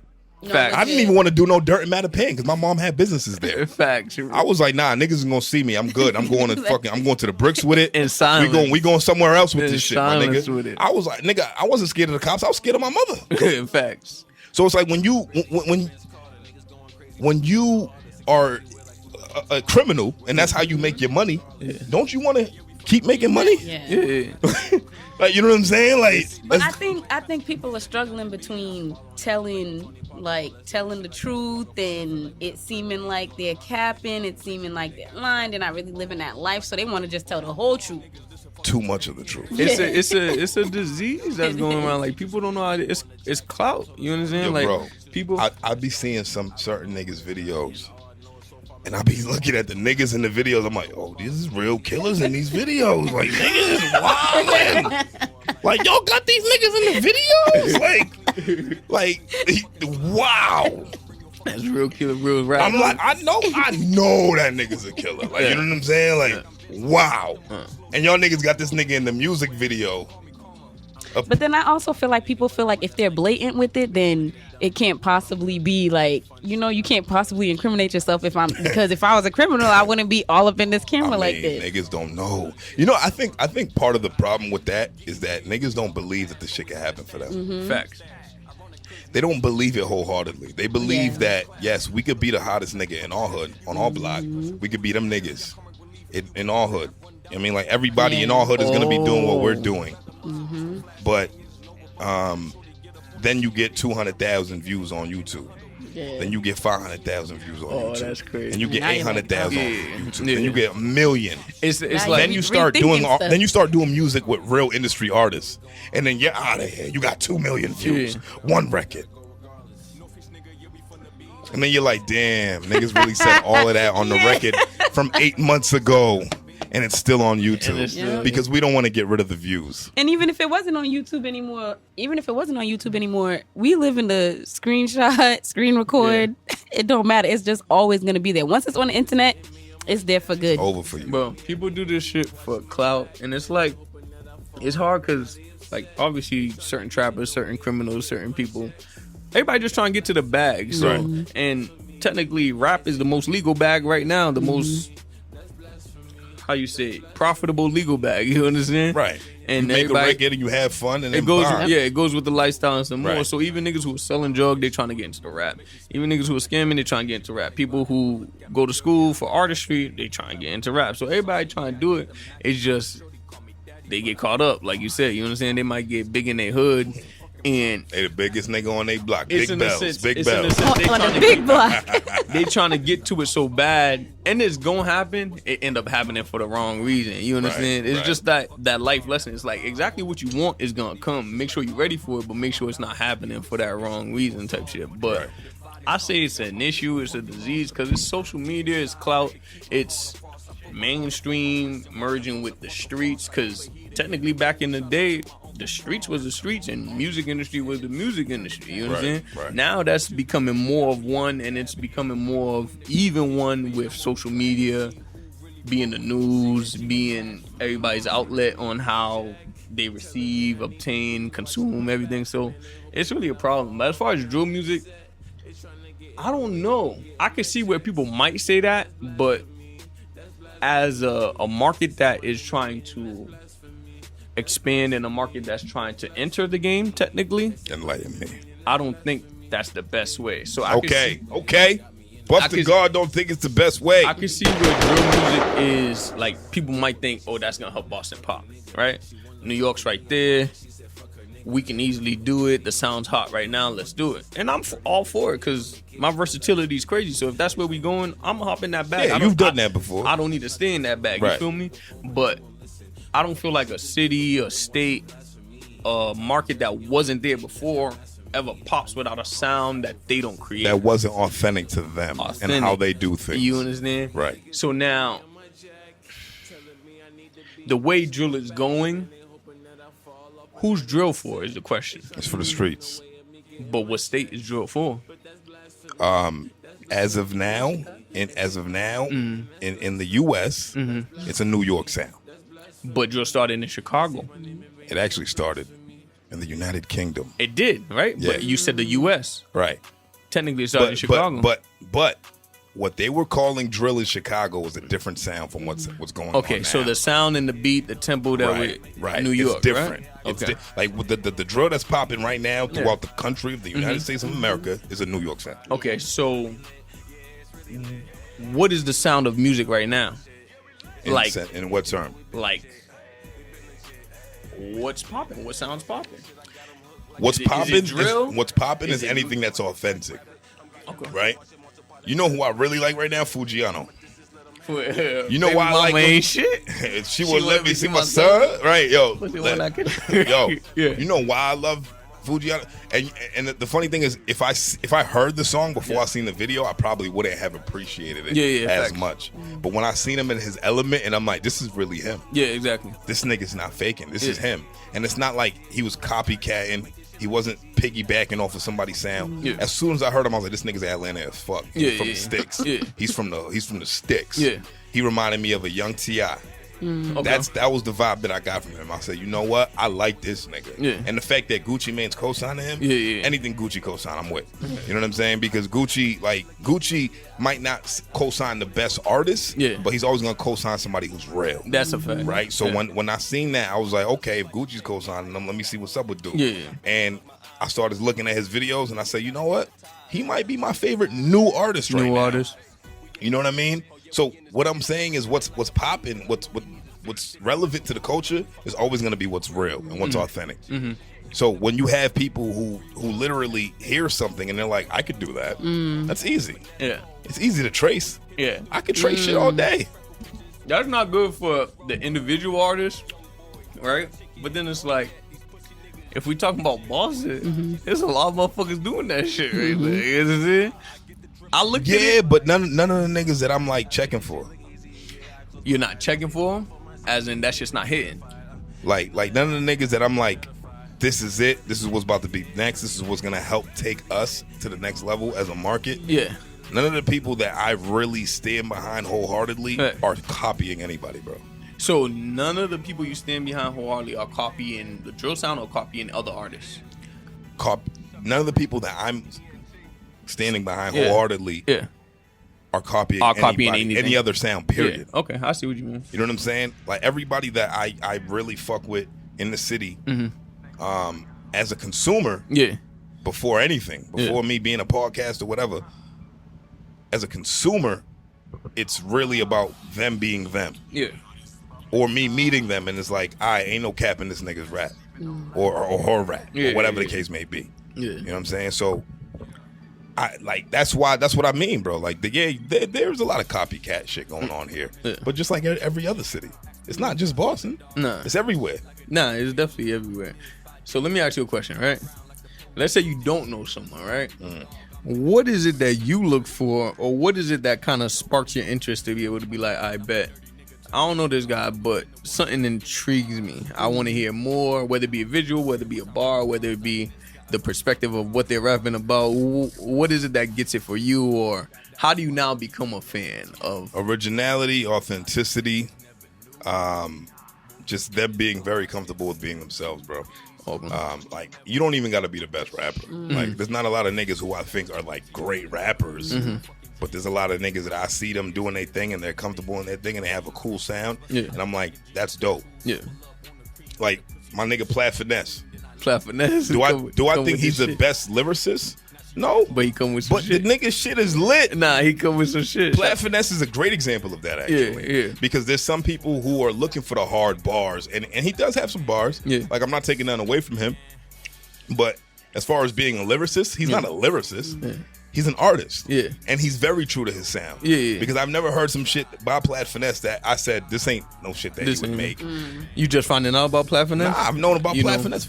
On my last platform, I had Platt Finesse on there. Okay. You see what I'm saying? So, like, Platt Finesse, like, he's lit. You know what I mean? So there's many artists like that who are very influential within their space. Yeah. Because there's other niggas who I hear try to be Platt Finesse. Yeah, within Boston. Shout out to Platt Finesse. Nah, real shit. Nigga just trying to be Platt Finesse.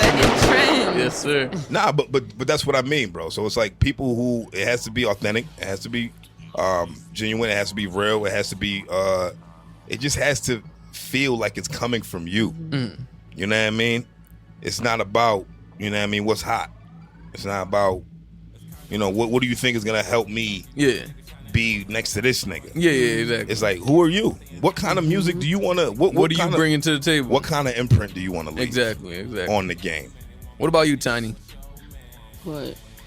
What grabbed your attention to an artist that you probably didn't know about?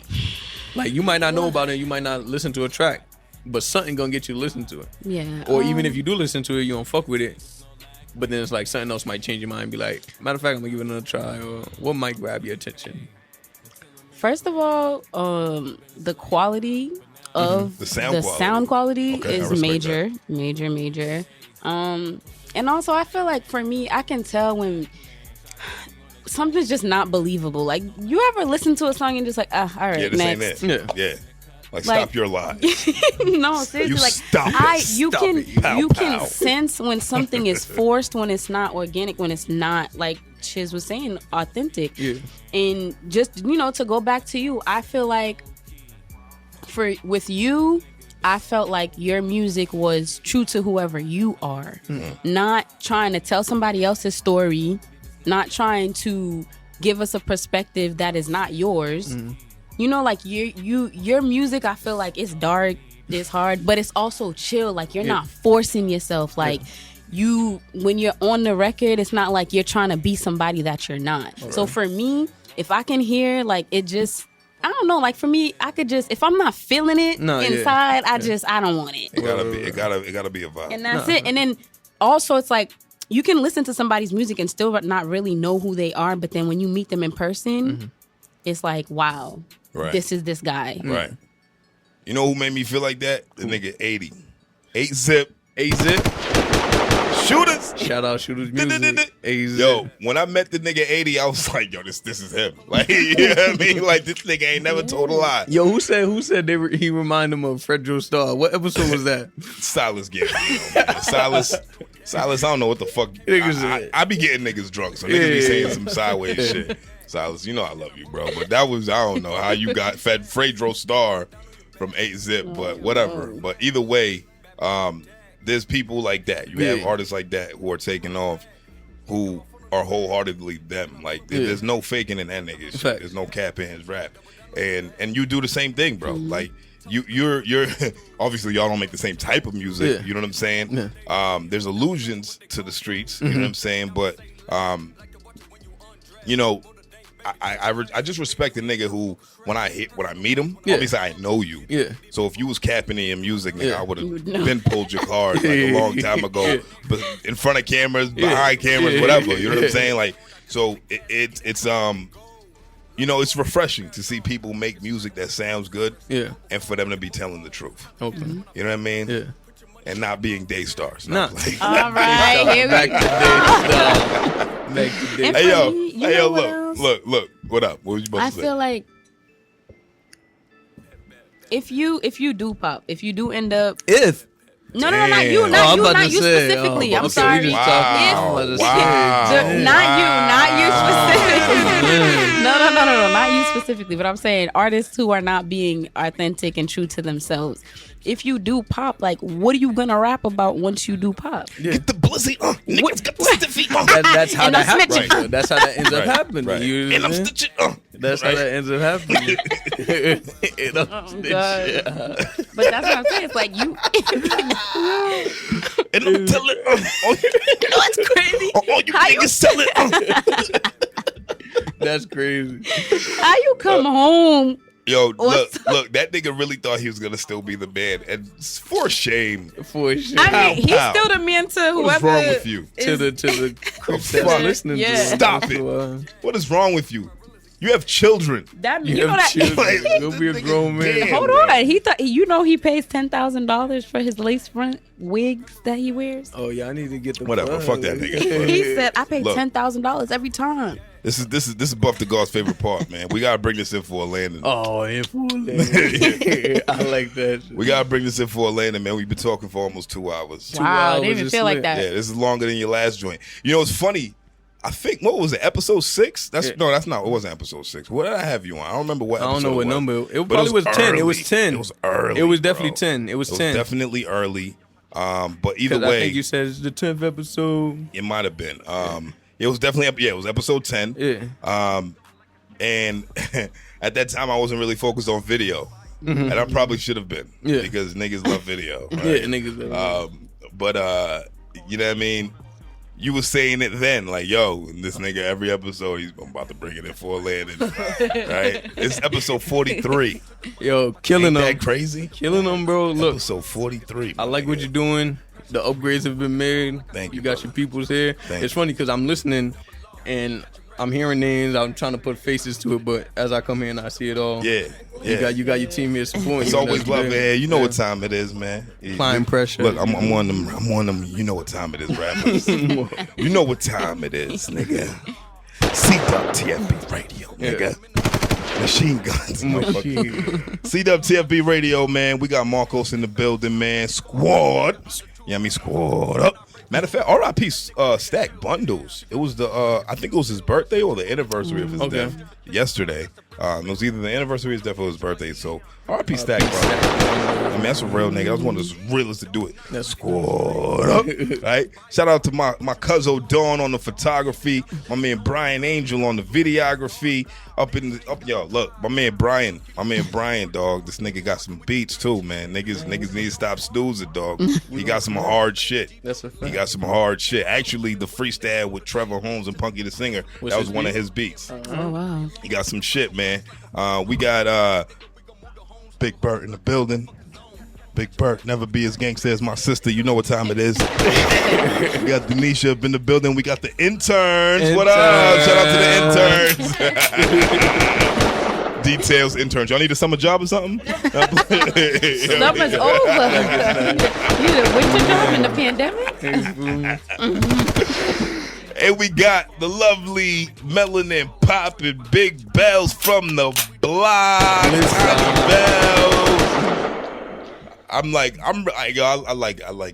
doing this with you. Love bullshit. I like, love you know what I'm doing saying? this with you. This is fun. We be having fun with it. This was good. This is great. You know what I'm saying? Like this is you know what I mean? How many verbs can we use here? That's not a verb. Phenomenal. What was my favorite word that I was saying? fucking astounding. Astounding. Astounding is my favorite word right now. Astounding. Astounding. Right? I was in a training today. Yeah, I mean, shout out to my job. Y'all know who y'all are. You know what I'm saying? I don't want to. This was for you. I don't want to taint y'all image, nigga, with me and my shit. Like, wow, you drop so many N-bombs and the N-word and shit, right?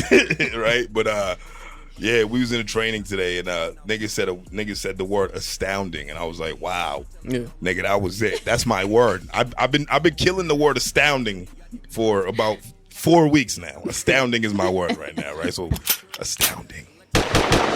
And shout out to our guests of the night, our honored and humble and multi-talented and motherfucking my brother. Appreciate That's you, my boss. guy, dog. You know what I mean? You know I love you, dog. It's Love always you too, love, man. dog.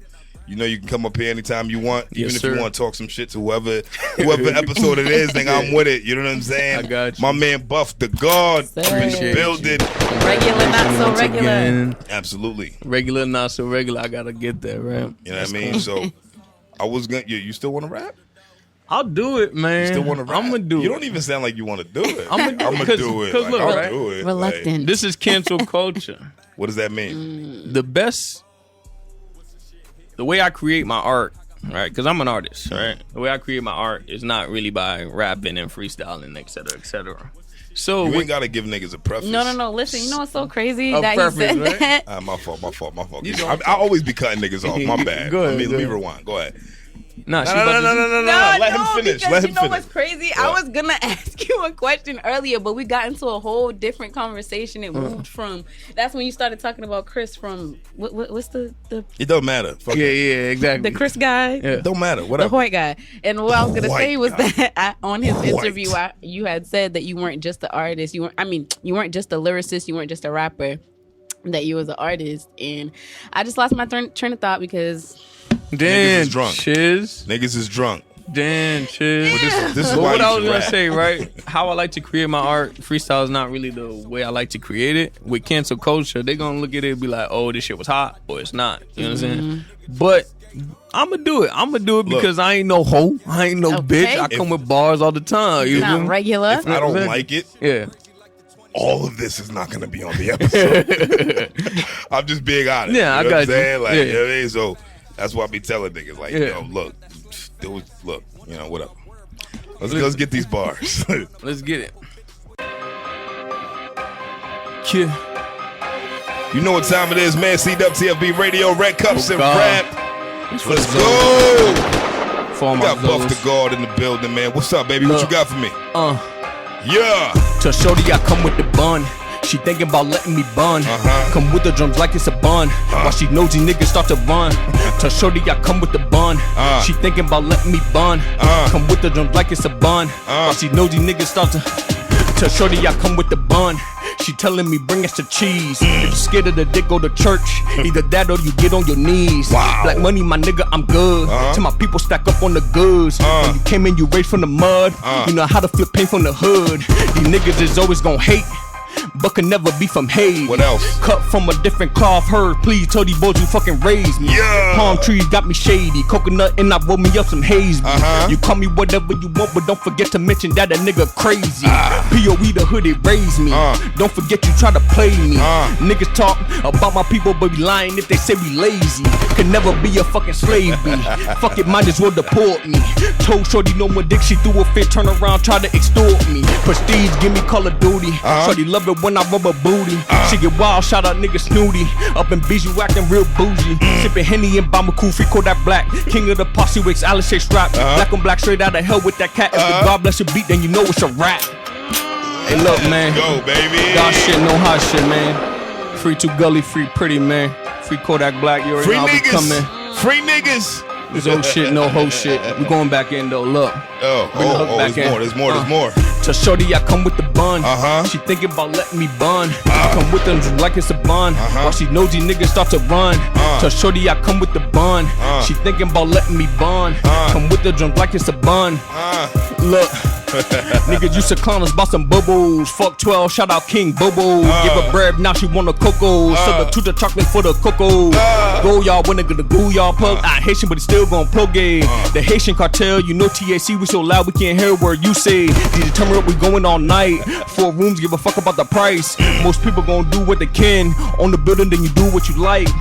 Ben Ludacris, we disturbing the peace. Martin told y'all better turn the other cheek. Caught your vulture thing, I found this empty. I ain't like the motherfucker. Don't forget that it's gonna take a village. See the fam turn the biggest snakes. Pop got shot, but it ain't to his fate. So this pole I got ain't for play. Look, fed up, so I'm quick with the trigger. Always taught never trust none of you niggas. At the crib working, but you know it ain't no drive on the E with a full dog. You know we got liquor, prestige, give me Call of Duty. Shorty love it when I rub a booty. She get wild, shout out nigga Snooty. Up in Bijou, acting real bougie. Sipping Henny and Bambaku, free Kodak Black. King of the posse with Galley, stay strapped. Black on black, straight out of hell with that cat. If the God bless your beat, then you know it's a rap, nigga. Let's get it, man. Let's go! CWTFB Radio. CWTFB. Red Cups and Rap. Yes, sir. Red Cups and Rap. We had Buff the God up in the building. My man just gave y'all a whole record. Oh, God. A whole record. My man had the hook and all of that. Yes, sir. Let's go, baby. Dope shit, no whole shit. Facts. CWTFB Radio. Fuck you if you ain't fuck with us. Yeah, that's a fact. You know that. You know that. You know that. Hold up. I don't know if the niggas hear me. You can hear me? You sure? I got your headphones down. How you hear me? Me? Something Nah, chocolate really. with a zozo. I fucked up. So, yeah, my man Buff the God came up Yeah. in here, man, gave us some bars, man. Yes, sir. I Yes, appreciate sir. you, bro, especially considering the fact that you kept telling me that, you know, whatever it was that you was telling me. My nigga. I got you. I got you, man. You know, I'm glad that we got to get this done, man. I Facts. love it. I love Appreciate it. You know it. what I mean? You know I support you wholeheartedly, brother. Appreciate it. So, POE coming out in the spring. Yes, sir. You don't even really know when it's coming out. It's but coming out in 21. March. We gonna say March. We gonna hold myself accountable to March. We coming with it, man. All right, March is a good 21 month. March. Why is that when your birthday is? It's gonna be lit. Women always want to make shit about them. Listen, it's about her. I need you Thank bumping you. that on It your is- birthday. it is It's about me. her. Thank you very much. The March is when my half birthday is. Hell. I heard that one time in my life, and it I have just never. stuck. It just stuck. But anyway, you want to end out with anything, Tiny? Nope. You sure? Ain't got no white people you want to shit on? Oh man, let's get I it. think Now let's get there's down to the plenty- grime shit. Plenty of Karens and Kens we want to shit on, Oh, but God. it's not about them. So It's not about them. It ain't never about them. It's never about them, always about us, nigga. Yes, sir. You know what time it is? Every time I hear that, you know what time you already it know what time it is. You already know what it is, nigga. I ain't even got to say a word. I ain't even gotta say shit, nigga. You hear the drop, nigga. You know what I'm saying? But it's CWTFB Radio. I am your host, always with my melanin popping. I mean, little big sis right here. Tiny Bellez, Big Bellez from the block over here, man. We had the honored guest, my little brother, them, my man. Yes, sir. Buff the God, Buff the God, Buff the God. You gotta say it 3 times for the beam, man. You know what Oh I'm saying? God, Buff the God. Oh God. Thank you for coming up here, bro. Thanks for having me once again, bro. Absolutely, Thanks especially for having- like you being the first guest at our new location. Yeah. I mean details Broke called this audio motherfucker in. Let's and get it. audio. You know what I mean, yeah, I can't Seriously. even say the shit right now because niggas is lit. Slizzer. Details called auto detailing right on 925 Turnpike Street in Canton, man. Yeah, I already pull up, said at the pull beginning, up. man. You heard it already, man. Rewind it and play it We here. We love y'all. Until next time, we out. We out. Peace.